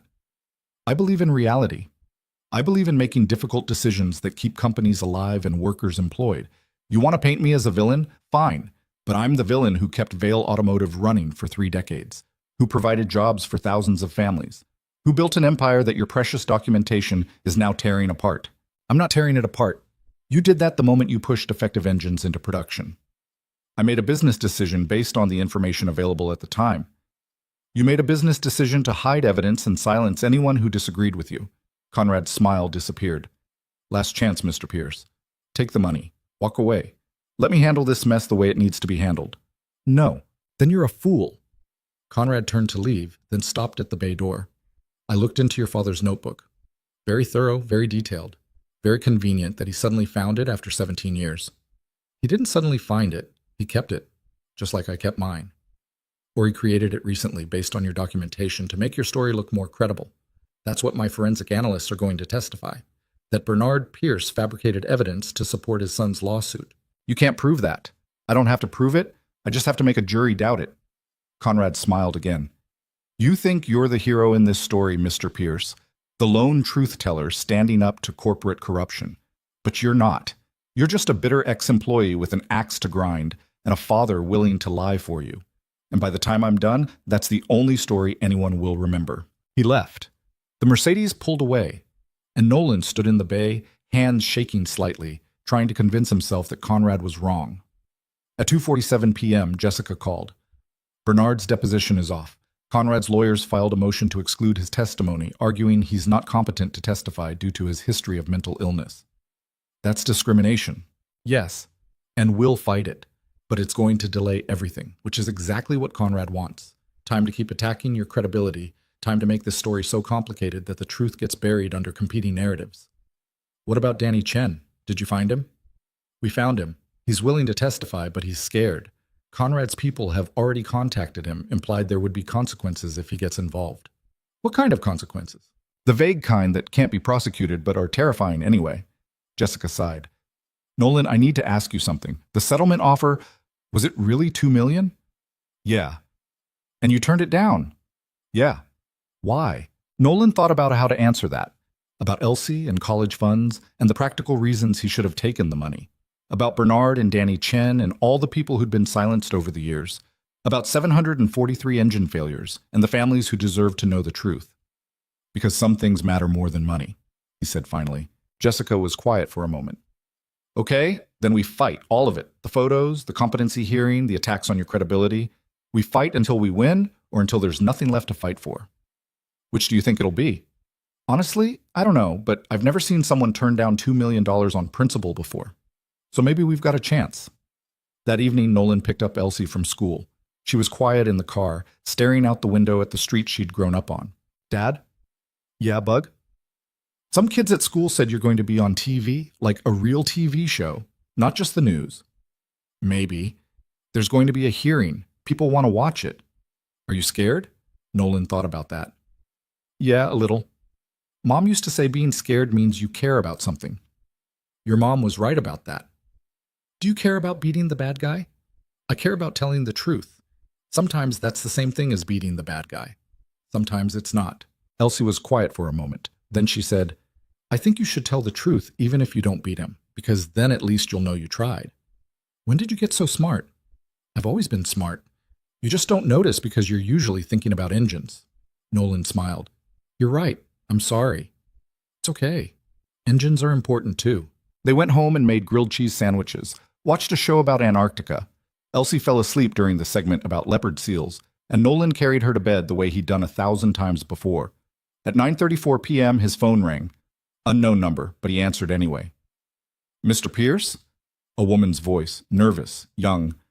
This is Sarah Winters. I'm a bookkeeper for Vail Automotive. Or I was. I quit 3 weeks ago. Okay. I have something you need to see. Something about Conrad Sloan and the VX7 recall. Can we meet? Nolan's instincts said this was a trap, but his instincts also said that Conrad was getting desperate, and desperate men made mistakes. Where? There's a FedEx on Miller Road. It's open until 10.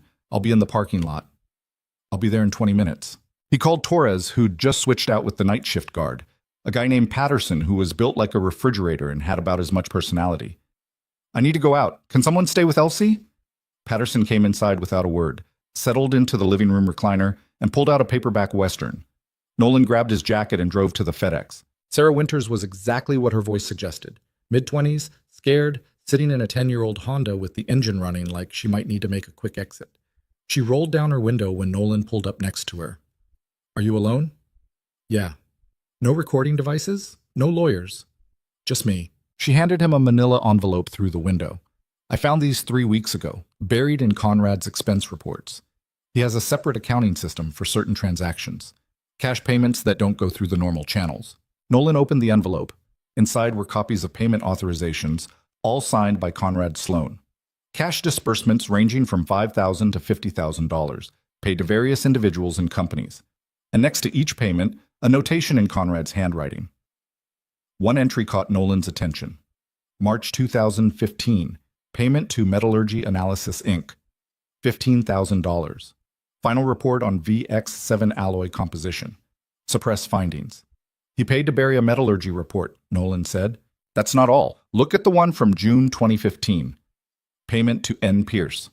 $25,000. Severance package.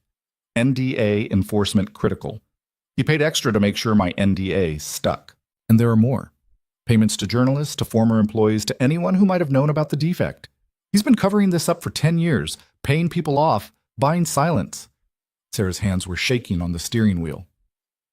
I didn't know what to do with this. If I went to the company's lawyers, they work for Conrad.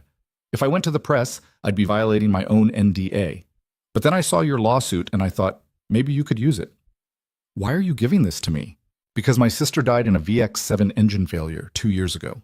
Single car accident on I-94, engine seized, she lost control and hit a barrier. Sarah's voice cracked. She was 23 years old, and I've been working for the company that killed her, processing Conrad's expense reports, watching him hide evidence and pay off witnesses while pretending to care about safety. Nolan looked at the documents. This was it. This was the smoking gun. Proof that Conrad had known about the defect, had paid to suppress evidence, had systematically silenced anyone who threatened to expose the truth. I need to give these to my lawyer.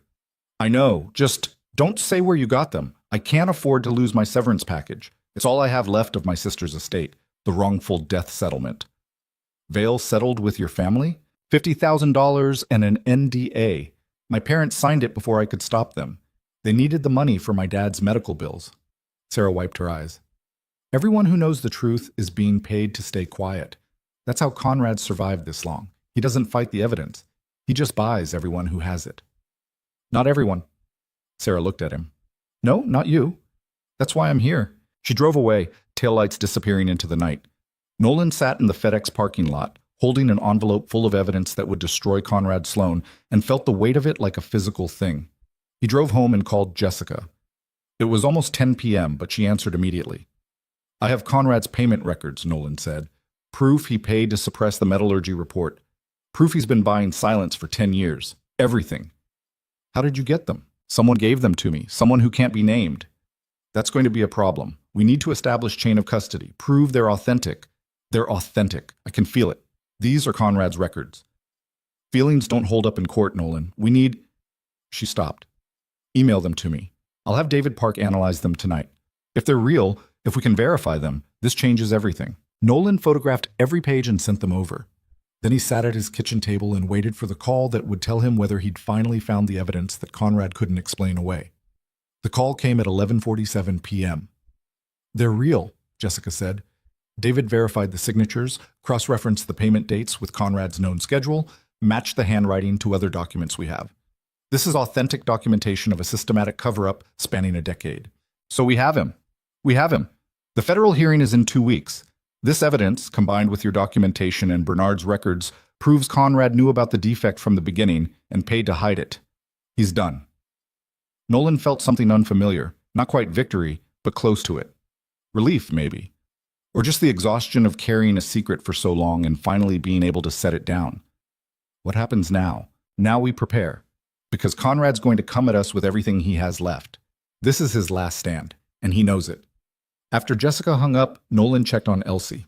Still asleep, still peaceful, still living in a world where her father was just a mechanic who sometimes had to go to important meetings. He went to his own room and lay in the dark, listening to the house settle and Patterson's footsteps in the living room and the distant sound of traffic on the highway. In 2 weeks, he'd sit in a federal hearing room and present the evidence that would end Conrad Sloan's career. In 2 weeks, the truth he'd been carrying for 10 years would finally matter more than the lies Conrad had built his empire on. In 2 weeks, it would all be over. But tonight, Nolan just lay in the dark and thought about Sarah Winters crying in a parking lot, about her sister who'd died at 23, about all the people who'd been bought and silenced and buried under Conrad's carefully constructed narrative. And he thought about the envelope Sarah had handed him through the car window, shaking hands, passing evidence across the distance between grief and justice, hoping it would be enough. It had to be enough. Because if it wasn't, then Conrad was right. Truth didn't matter. Only money mattered. Only power mattered. Only the willingness to bury everything inconvenient and keep moving forward. Nolan closed his eyes and tried to sleep, but sleep didn't come. Outside, Patterson's shift ended and Torres took over. The night deepened. The streetlight flickered and held. And somewhere in Detroit, Conrad Sloan was probably making plans of his own, calculating one last desperate move, preparing for the fight that would decide whether empires fell or mechanics did. 2 weeks. It felt like forever and no time at all. The 2 weeks passed like water through a broken engine, too fast in some moments, agonizingly slow in others. Nolan worked on cars, answered Jessica's endless questions about timeline and documentation, and watched Elsie practice for her school play where she played a talking tree.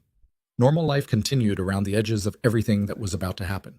On the Sunday before the hearing, Bernard came over for dinner. It was the first time he'd been to the house since Nolan's mother had died, and they both pretended not to notice how strange it felt to have him sitting at the kitchen table again.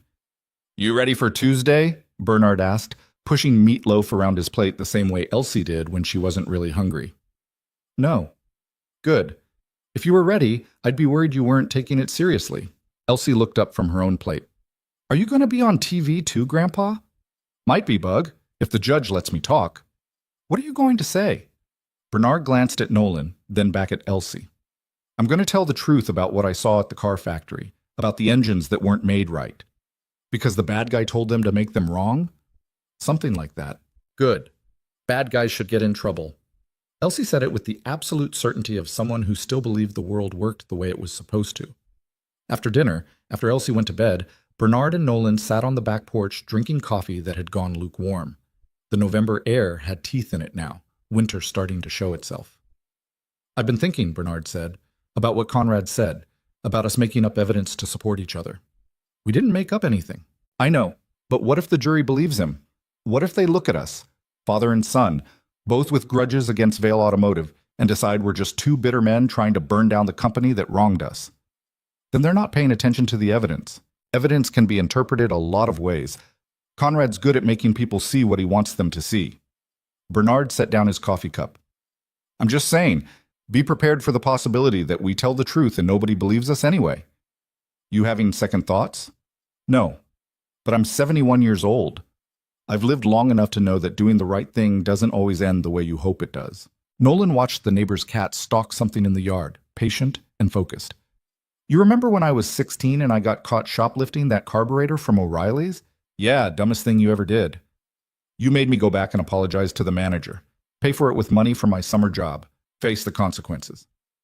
That's what you're supposed to do when you screw up. You told me something that day. You said doing the right thing after you've done the wrong thing doesn't erase what happened, but it's still the only choice worth making." Nolan looked at his father. "I've thought about that a lot over the past 10 years, about staying quiet when I should have spoken up, about choosing safety over truth because I was scared." "You had good reasons to be scared. Reasons aren't the same as being right. You taught me that too." Nolan stood, picking up both coffee cups. "Tuesday, I'm going to do the right thing, even if it's 10 years too late, even if nobody believes me, because it's the only choice worth making." Bernard nodded slowly. "Your mother would be proud of you." "You already told me that." Doesn't make it less true. Monday morning, Jessica called at 6:15 a.m. Conrad filed an emergency motion. He's trying to get the hearing postponed, claiming he needs more time to prepare his defense. Nolan was already at the shop, had been since 5. Couldn't sleep, so he'd come in early and started an engine teardown that didn't need to be done for another week. Will the judge grant it? No. Conrad's had months to prepare. This is just a delaying tactic. Jessica paused. But there's something else. The motion included an affidavit from someone claiming you approached them last year trying to sell documentation about Vail Automotive. That's a lie. I know it's a lie. But it's a lie that's now in the court record, and Conrad's lawyers are going to use it to argue you've been trying to profit from this all along. Who's the someone? Name's redacted in the filing. We won't know until they potentially testify. Nolan gripped the phone tighter. He's making up witnesses now. Or he found someone willing to lie for money. Either way, we need to be ready for it. Jessica's voice softened slightly. Nolan, I need you to stay focused tomorrow. Don't let Conrad get under your skin. Don't let him make you angry. Just present the facts and let the evidence speak. What if the evidence isn't enough? Then we appeal. But I don't think it'll come to that. The payment records from Sarah Winters, your documentation, Bernard's notebook, it's overwhelming. Conrad can spin all the narratives he wants, but he can't explain away his own handwriting authorizing payments to suppress evidence. After Jessica hung up, Nolan stood in the garage and looked at the partially disassembled engine in front of him. A 2019 VX7, brought in for routine maintenance, nothing wrong with it except normal wear. The cylinder heads showed no signs of the stress fractures that had plagued the earlier models. Somewhere around 2018, Vail had quietly changed the alloy composition, fixed the defect without ever admitting there had been one. 743 failures before they'd bothered to get it right.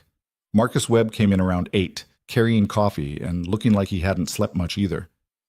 Big day tomorrow, he said. Yeah. You know, I've done security for a lot of people. CEOs, politicians, people who thought they were important, but I've never done security for someone who turned down $2 million on principle. Probably because most people are smarter than me. Or most people don't actually believe in anything. Marcus handed him the coffee. For what it's worth, I think you're going to do fine tomorrow. You've got the truth on your side. Truth didn't help me much 10 years ago. 10 years ago, you were alone. Tomorrow, you've got lawyers, evidence, witnesses, and a federal judge who's apparently really tired of Conrad Sloane's legal maneuvering. Marcus smiled slightly. Plus, you've got me and Torres making sure nobody tries anything stupid. You think Conrad would try something? I think desperate men do desperate things. And Conrad's about as desperate as they come. The rest of Monday passed in a blur of preparation. Jessica called 3 more times with updates, questions, warnings about what Conrad's lawyers might try. Marin sent a text that just said, "Good luck tomorrow. The truth matters." Nolan didn't respond, wasn't sure what he'd say if he did. That evening, he took Elsie to her favorite diner, the one with the jukebox that still played actual records, and the waitress who always gave her extra whipped cream on her hot chocolate. "Big day tomorrow, huh?" Elsie said, spinning on the counter stool the way she always did despite Nolan telling her to stop. "Yeah, Bug, big day. Are you going to win?" "I'm going to tell the truth. Sometimes that's the same as winning, sometimes it's not. Mom says you always have to tell the truth even when it's hard." "Your mom's right about that." Elsie took a sip of her hot chocolate, getting whipped cream on her nose. "What happens if the bad guy wins?" Nolan thought about how to answer that. "Then we tried our best and it wasn't enough. But at least we tried." "That seems sad." "Yeah, it is, but trying matters, even when you lose. I think you're going to win," Elsie said with complete confidence, "because you're the goodest person I know." Goodest isn't a word. It should be. They went home. Elsie brushed her teeth and put on pajamas and climbed into bed with her elephant. Nolan read her 2 chapters of the book about the mouse in the department store, and she fell asleep halfway through a sentence about a stuffed giraffe. Nolan sat in her doorway for a long time, watching her sleep, thinking about all the things he'd done to protect her and all the things he couldn't protect her from. Tomorrow, he'd stand in a federal hearing room and tell a story that might make her proud, or might make her the kid whose dad tried to take down a car company and failed. Either way, the story would be told, and they'd have to live with whatever came after. At 10:47 p.m., his phone rang. Unknown number. He almost didn't answer, but something made him pick up. "Mr. Pierce," Conrad Sloane's voice, tired and older than it had sounded in the conference room. "I want to make you one final offer." "No." "You haven't heard it yet." "Don't need to. The answer's no. $5 million. Complete release from your NDA. A public statement from Vail Automotive acknowledging your contributions to the VX7 design and apologizing for your wrongful termination. Your name goes back on the patent. Everything you asked for." Nolan was quiet. It was everything he'd wanted. Everything he'd told Marin he needed as the price for his testimony.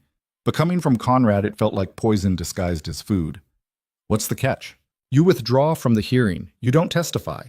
You let Vail Automotive handle the situation internally without federal intervention. So you can bury it again. So we can address the safety issues properly, compensate the affected families appropriately, and rebuild the company without destroying everything my family built over 70 years. Your family built a good company. You turned it into something that valued profit over people." Conrad was silent for a moment. "I'm 73 years old, Mr. Pierce. I've given my entire life to Vail Automotive. Every decision I made to keep the company alive, to keep people employed, to honor the legacy my father and grandfather built. Were some of those decisions wrong in hindsight? Yes. But they were made with the best information available at the time, under pressure that you can't begin to understand. You paid to suppress a metallurgy report that proved the alloy was defective. I made a business judgment that the benefits of meeting our contract obligations outweighed the theoretical risks identified in one report that contradicted 3 others. People died, Conrad. People die in car accidents every day. Most of them have nothing to do with manufacturing defects. You can't prove that every VX7 failure was caused by the alloy issue.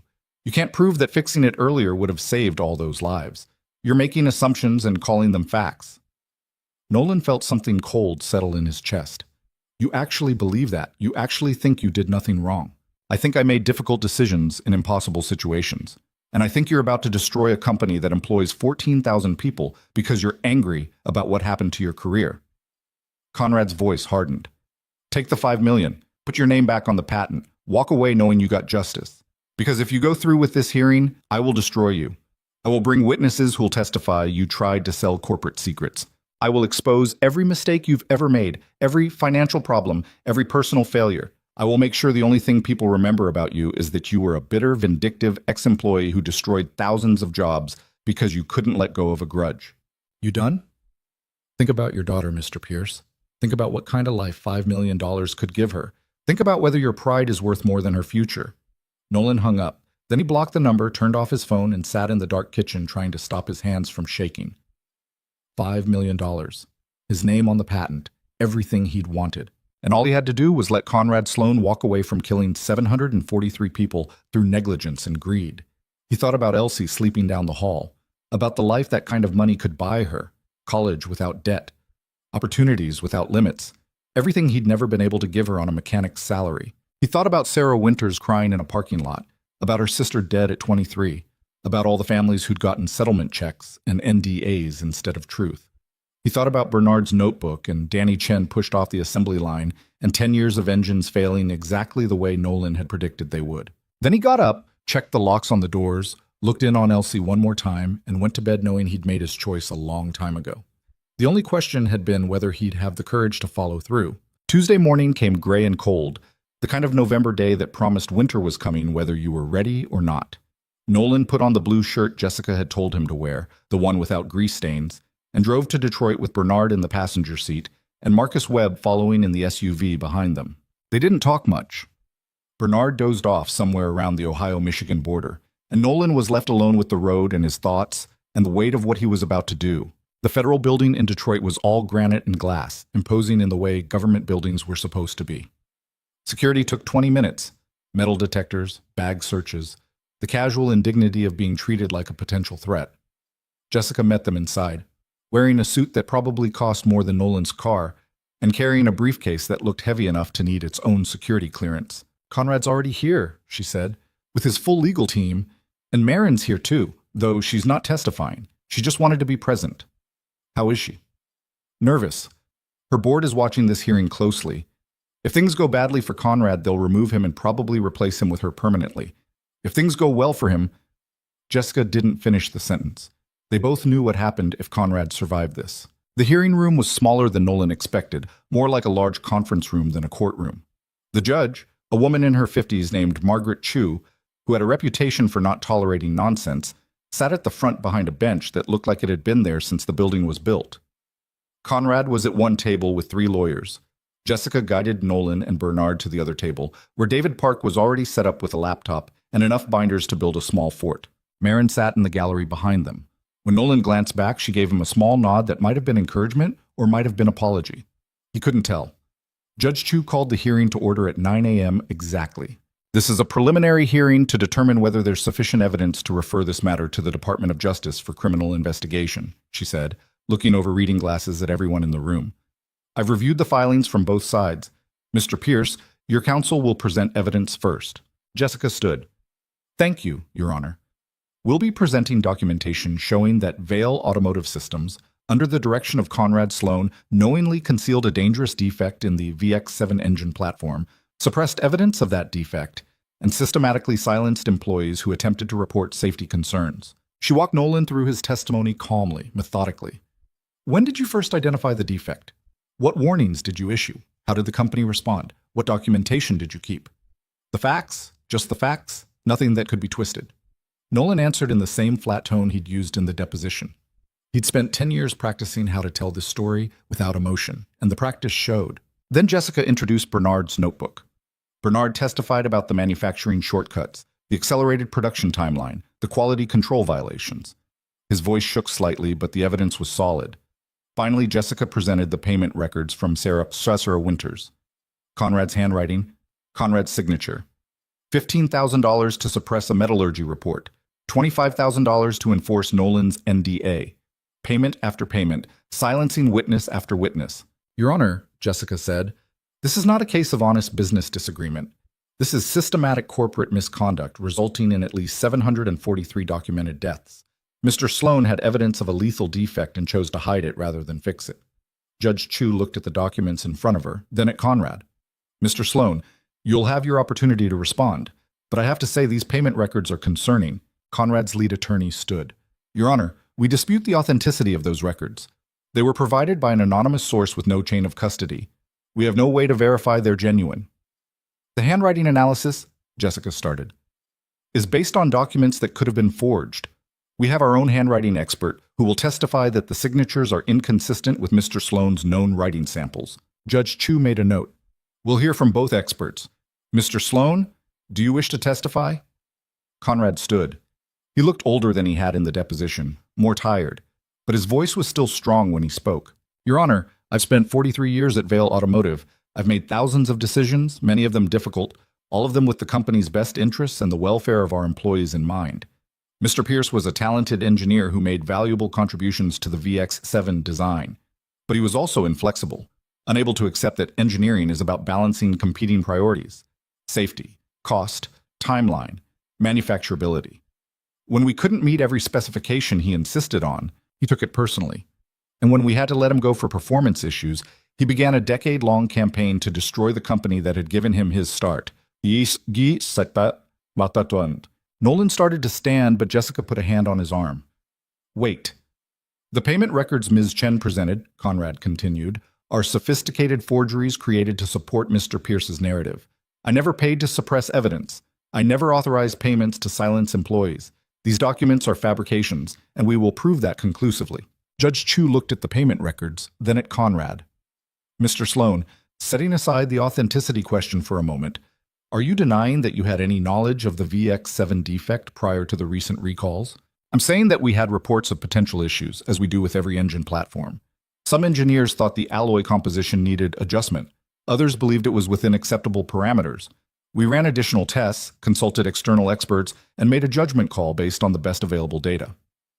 And the accelerated production timeline was necessary to meet contractual obligations. We had committed to delivery dates. Failing to meet those dates would have cost us hundreds of millions in penalties and potentially bankrupted the company. So you chose to meet the timeline rather than address the safety concerns. We chose to proceed with production while continuing to monitor and test. It was a calculated risk based on incomplete data. In hindsight, we should have delayed production, but at the time, with the information we had, it seemed like the right decision. Judge Chu was quiet for a moment. Then she said, Mr. Sloane, I've been a judge for 22 years. I've heard a lot of testimony from a lot of people trying to justify questionable decisions. And I have to say you're very good at making negligence sound like reasonable business judgment. Your Honor, I'm simply explaining, I know what you're explaining, and if this were just a business dispute, your explanation might be sufficient, but we're talking about hundreds of deaths, and the payment records, authentic or not, suggest a pattern of concealment that goes well beyond honest disagreement about engineering priorities. Conrad's attorney stood again. Your Honor, we'd like to call a witness who can speak to Mr. Pierce's credibility and motivations. Who's the witness? Michael Torres. He's a private investigator who was hired by Mr. Pierce last year to— Objection, Jessica said sharply. We've had no notice of this witness. His name doesn't appear anywhere in the defendant's filings. We disclosed him in Monday's emergency motion, which was filed less than 48 hours ago in violation of discovery rules. Judge Chu held up a hand. Enough. Mr. Torres, are you present? A man stood from the gallery. Nolan recognized him, not Torres, the security guard, but someone else, someone he'd never seen before. Yes, Your Honor. When did Mr. Sloane's counsel first contact you about testifying? Torres hesitated. Sunday evening. And what is your testimony going to be? That Mr. Pierce approached me in April of last year, asking me to investigate Vale Automotive's safety records. He offered me $10,000 to find evidence of corporate misconduct that he could use in a lawsuit. Nolan felt the room tilt. That's not true. Jessica gripped his arm harder. Your Honor, this is clearly a fabricated witness produced at the last minute to— I have emails, Torres said. Communications from an address registered to Mr. Pierce's auto shop. Detailed discussions about what evidence I should look for and how much he was willing to pay. Your Honor, we'd like time to examine these alleged emails, Jessica said, to verify their authenticity, to determine if they've been tampered with. Yeah, of course you would, Conrad's attorney said smoothly. Just as we'd like time to verify the payment records you presented. But if we're going to question the authenticity of evidence, we should question all of it. Judge Chu looked frustrated. This is exactly the kind of last-minute gamesmanship I was hoping to avoid. Mr. Torres, do you have these emails with you? Yes, Your Honor. Provide them to Ms. Chen's team for immediate review. We'll take a 30-minute recess. The hearing broke. Jessica pulled Nolan and David Park into a small conference room down the hall. Did you hire an investigator last year? She asked. No, I've never seen that guy before in my life. Then someone created fake emails to make it look like you did. David was already on his laptop, fingers flying across the keyboard. If I can get access to the originals, I can check the metadata, verify whether they're legitimate or fabricated. Jessica's phone buzzed. She looked at it, and her expression changed. It's Sarah Winters. She says Conrad's people found out she gave us the payment records. They're threatening to sue her for theft of company property and violation of her NDA. Can they do that? They can try, and even if they lose, the legal fees could bankrupt her. Jessica looked at Nolan. She's scared. She's saying she might have to recant, claim the documents were altered, protect herself. Without Sarah's testimony, we can't establish where the payment records came from, David said quietly. Conrad's lawyers will argue they're forgeries with no provenance. Nolan stood and walked to the window. 30 floors below, Detroit sprawled out in all its complicated glory, a city that had built itself on making things, that had collapsed when it forgot how to make them right, that was slowly rebuilding itself into something new. We're going to lose, he said. We don't know that. Yes, we do. Conrad's good at this. He's had 30 years to perfect the art of making truth look like lies and lies look like truth.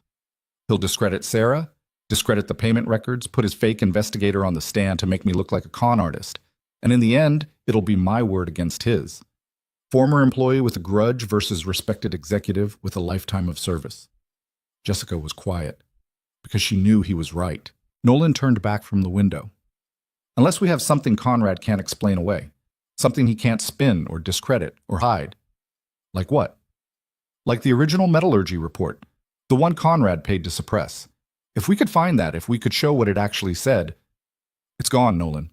Conrad's been covering his tracks for 10 years. That report doesn't exist anymore. Maybe it does, Bernard said from the doorway. He'd been sitting quietly in the corner, but now he stood. Maybe I know someone who might have kept a copy. Who? Danny Chen. When he was working quality control, he used to make copies of reports before they went up the chain. Said he didn't trust management not to make them disappear. If he copied the metallurgy report, Jessica was already dialing. What's his number? Don't have it, but his cousin might. Bernard pulled out his phone. 10 minutes later, Jessica was on the phone with Danny Chen. 3 minutes after that, she was arranging a courier to pick up a file from Danny's apartment in Ann Arbor and rush it to Detroit. He kept everything, she said, hanging up. Every report he ever copied. He's got the original metallurgy analysis from March 2015, before Conrad buried it. Can we get it here before the hearing resumes? Danny's meeting the courier at his apartment now. It's a 90-minute drive in good traffic. We might be able to stall until... Judge Chu's clerk appeared in the doorway. Ms. Chen, the judge is ready to resume. They filed back into the hearing room. Conrad looked confident, his lawyers relaxed. They thought they'd won. They thought the fake investigator and the threatened witness and the questions about authenticity had been enough to muddy the waters. Judge Chu settled behind the bench. Ms. Chen, have you had time to review Mr. Torres's emails? We have, Your Honor. They're forgeries. The metadata shows they were created Sunday night, not last April. The IP address traces to a server in Virginia commonly used for creating fake communications, and the writing style doesn't match any actual correspondence from my client. Conrad's attorney stood. Your Honor, we dispute... Save it, Judge Chu said. I've seen this kind of fabricated evidence before. Mr. Torres, you're excused, and you should know that lying to a federal judge is a crime. I'm referring your testimony to the U.S. Attorney's Office for investigation. Torres went pale and practically ran from the room. Judge Chu looked at Conrad. Mr. Sloan, I'm going to ask you directly. Did you or did you not authorize the creation of false evidence to discredit Mr. Pierce? Your Honor, I have no knowledge of... That's not what I asked. Did you or did you not direct your attorneys to produce a fake witness? Conrad hesitated just for a second. And in that second, Nolan saw it. The calculation, the weighing of options, the decision about what lie he could get away with. I may have suggested that we investigate whether Mr. Pierce had hired private investigators. What my attorneys did with that suggestion is your responsibility, Judge Chu said. You're the client. They work for you. And suborning perjury is a federal crime, Mr. Sloan. The room went very quiet. Then Jessica's phone buzzed. She looked at it, and something in her expression changed. Your Honor, we have new evidence we'd like to introduce. It just arrived from Ann Arbor. What kind of evidence? The original metallurgy report on the VX7 alloy composition. The one Mr. Sloan paid to suppress in March 2015. Conrad's face went gray. His attorney started to object, but Jessica was already handing copies to the clerk, to the judge, to Conrad's legal team. Judge Chu read in silence for a long moment. Then she looked up at Conrad. According to this report, the alloy composition used in the VX7 cylinder heads was definitively unsuitable for the stated thermal load parameters and presented an unacceptable risk of catastrophic failure under sustained high heat conditions. The report recommended immediate cessation of production pending redesign. She set down the document. Mr. Sloan, you received this report in March 2015. Mr. Pierce filed his internal warnings in the same month, and instead of halting production, you paid the metallurgy firm $15,000 to suppress their findings and push the VX7 into production anyway. Is that accurate? Conrad didn't answer. Mr. Sloan, I'm asking you a direct question. We had other reports that contradicted. Show me one. Judge Chu's voice was hard. Show me one report from a qualified metallurgist that said this alloy composition was safe. Silence. You can't, can you? Because there isn't one. You had multiple warnings from multiple sources, all telling you the same thing. The VX7 was dangerous. And you buried every single one of them because stopping production would have cost you money. Conrad stood, his hands shaking slightly. Your Honor, I made a business decision based on greed. Judge Chu closed the folder in front of her. 743 people died because you valued profit over safety. And then you spent 10 years covering it up, paying off witnesses, silencing employees, and destroying the careers of anyone who threatened to expose the truth. She looked at Nolan. Mr. Pierce, I owe you an apology. The system failed you 10 years ago when Vail Automotive fired you for doing your job. And it's failed every family that lost someone to a defective engine that should never have made it into production. I can't fix that, but I can make sure it doesn't happen again. Judge Chu turned back to Conrad. I'm referring this matter to the Department of Justice for criminal investigation. The charges will likely include criminal negligence, obstruction of justice, and conspiracy to conceal evidence. Additionally, I'm imposing sanctions on your legal team for attempting to introduce fabricated evidence, and I'm forwarding the matter to the State Bar for disciplinary proceedings. Conrad sat down heavily. This hearing is concluded, Judge Chu said. Mr. Pierce Sr., thank you for your testimony and your documentation. The courage it takes to stand up to a company with this many resources. She paused. Well, the truth matters, even when it takes 10 years to come out. The hearing ended. People stood, gathered papers, filed out. Nolan sat at the table, feeling something he couldn't quite name. Not victory, exactly. Not satisfaction. Just exhaustion. And maybe relief. Marin approached their table. She looked at Nolan, then at the metallurgy report still sitting in front of Judge Chu. I'm sorry, she said quietly, for what Conrad did, for what the company did, for all of it. You weren't there. I'm here now, and I'm going to make sure this never happens again. She handed him an envelope. This is from the board. They voted this morning to remove Conrad and appoint me as permanent CEO. And this, she gestured to the envelope. This is what you asked for. Your name goes back on the VX7 patent, the original design, before Conrad's changes. It's not enough, I know, but it's what I can give you. Nolan opened the envelope. Inside was a legal document, heavy paper, official seals, the kind of document that looked important because it was.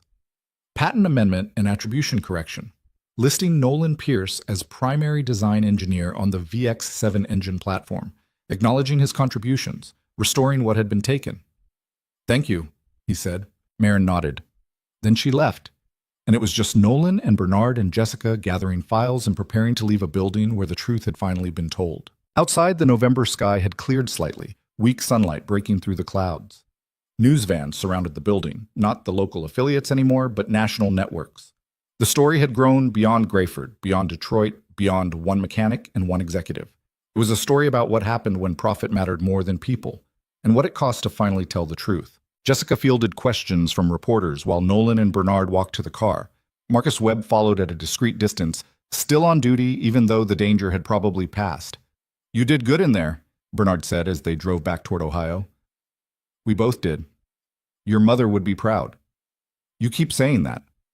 Because I keep meaning it. They drove in silence for a while, the Detroit skyline disappearing in the rearview mirror. What happens now? Bernard asked. Conrad goes to trial. The families get real compensation instead of hush money. Vail Automotive either rebuilds itself into something better, or it doesn't. Nolan glanced at his father. And I go back to fixing cars. That's it? After all this, you just go back to your garage. It's a good garage, honest work. Elsie's school is 3 blocks away. Our life is there. You could do more. Consult for other companies, work as an expert witness, write a book about what happened. I could, but I won't. Nolan merged onto the highway heading south. I spent 10 years keeping records because I knew this day would come. And now it's here, and it's done. I told the truth. Conrad's going to face consequences. That's enough. Bernard was quiet for a moment. I used to think you were too much like me. Stubborn, single-minded, unwilling to let things go. But you're not like me. You're better. You knew when to fight and when to walk away. I learned from watching you fight for 32 years and end up fired and bitter. Ouch. You asked. They stopped for gas somewhere around Toledo. While Bernard went inside for coffee, Nolan called Elsie. Dad, did you win? Yeah, Bug, we won. I told you the goodest person would win. You were right. Is the bad guy going to jail? Probably. Eventually. These things take time. Good. Bad guys should go to jail. Then quieter. Are you coming home? I'm on my way right now. Be there in time for dinner. Can we have tacos? We can have whatever you want. After he hung up, Nolan stood next to the car and watched traffic flow past on the highway. All these people going somewhere, living their lives, not knowing or caring that a federal judge in Detroit had just referred a corporate executive for criminal prosecution. The world was big and mostly indifferent, and the truth mattered less than you wanted it to, but more than you feared it might. Bernard came back with terrible gas station coffee and a candy bar he didn't need. Ready to go home? Yeah, Nolan said. Let's go home. They pulled into Grayford just after 6. The news vans were gone. They'd followed the story to Detroit and would stay there for the trial, for the appeals, for whatever came next. Oak Street looked the way it always had. Quiet, ordinary. The kind of place where nothing important ever happened. Except something important had happened.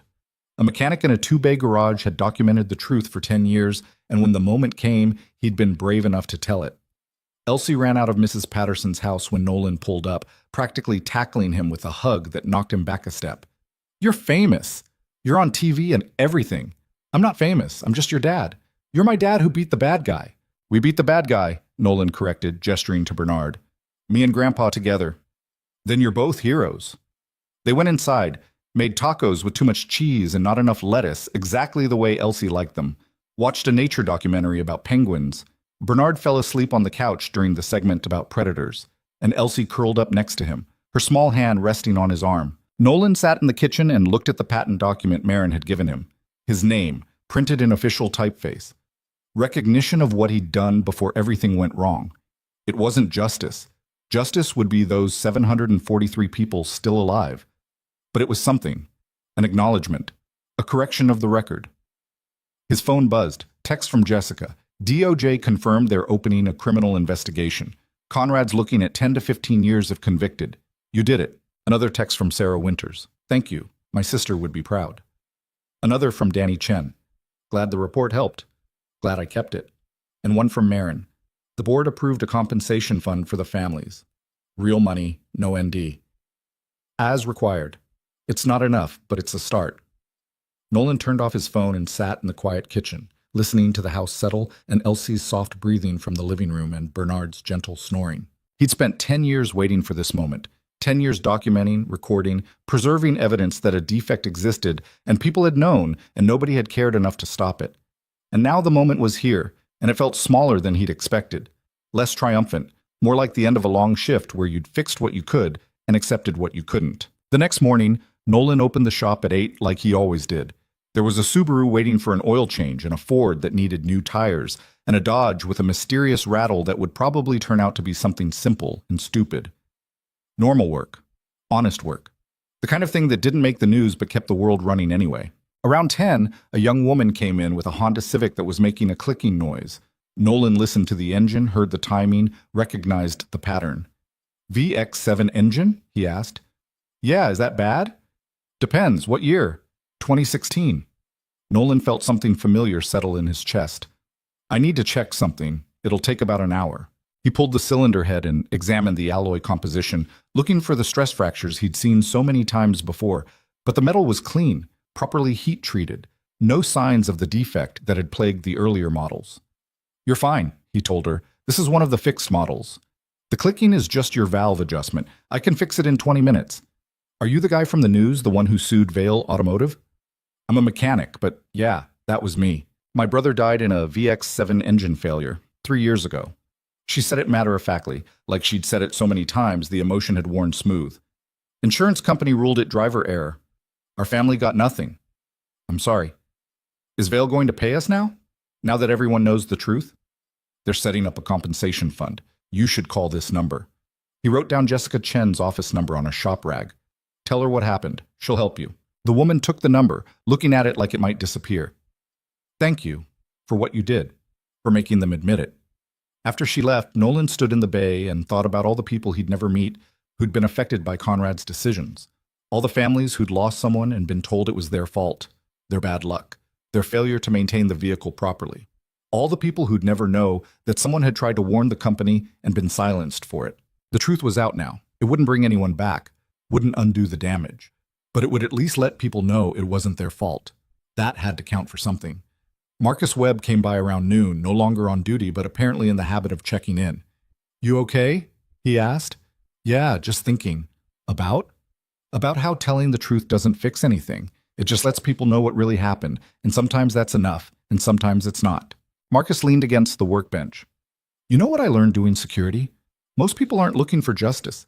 They're just looking for someone to acknowledge that what happened to them mattered, that it wasn't random, wasn't their fault, wasn't meaningless. You think that's enough? I think it's what we've got.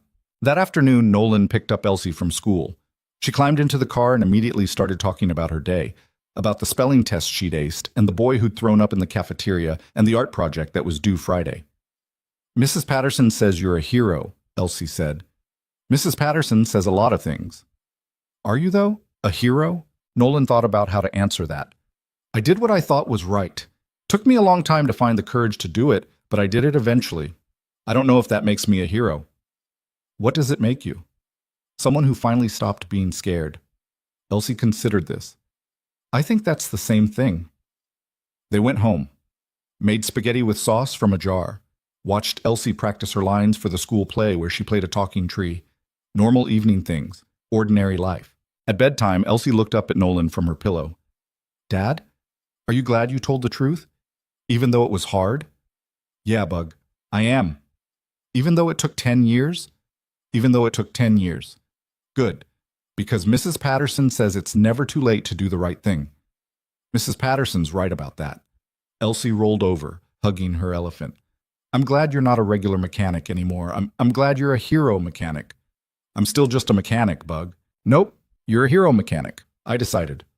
Nolan smiled and turned off the light. Later, sitting on the back porch with coffee that had gone cold, Nolan looked out at the yard and thought about everything that had happened. About Conrad Sloan facing criminal charges. About Vale Automotive trying to rebuild itself under Marin's leadership.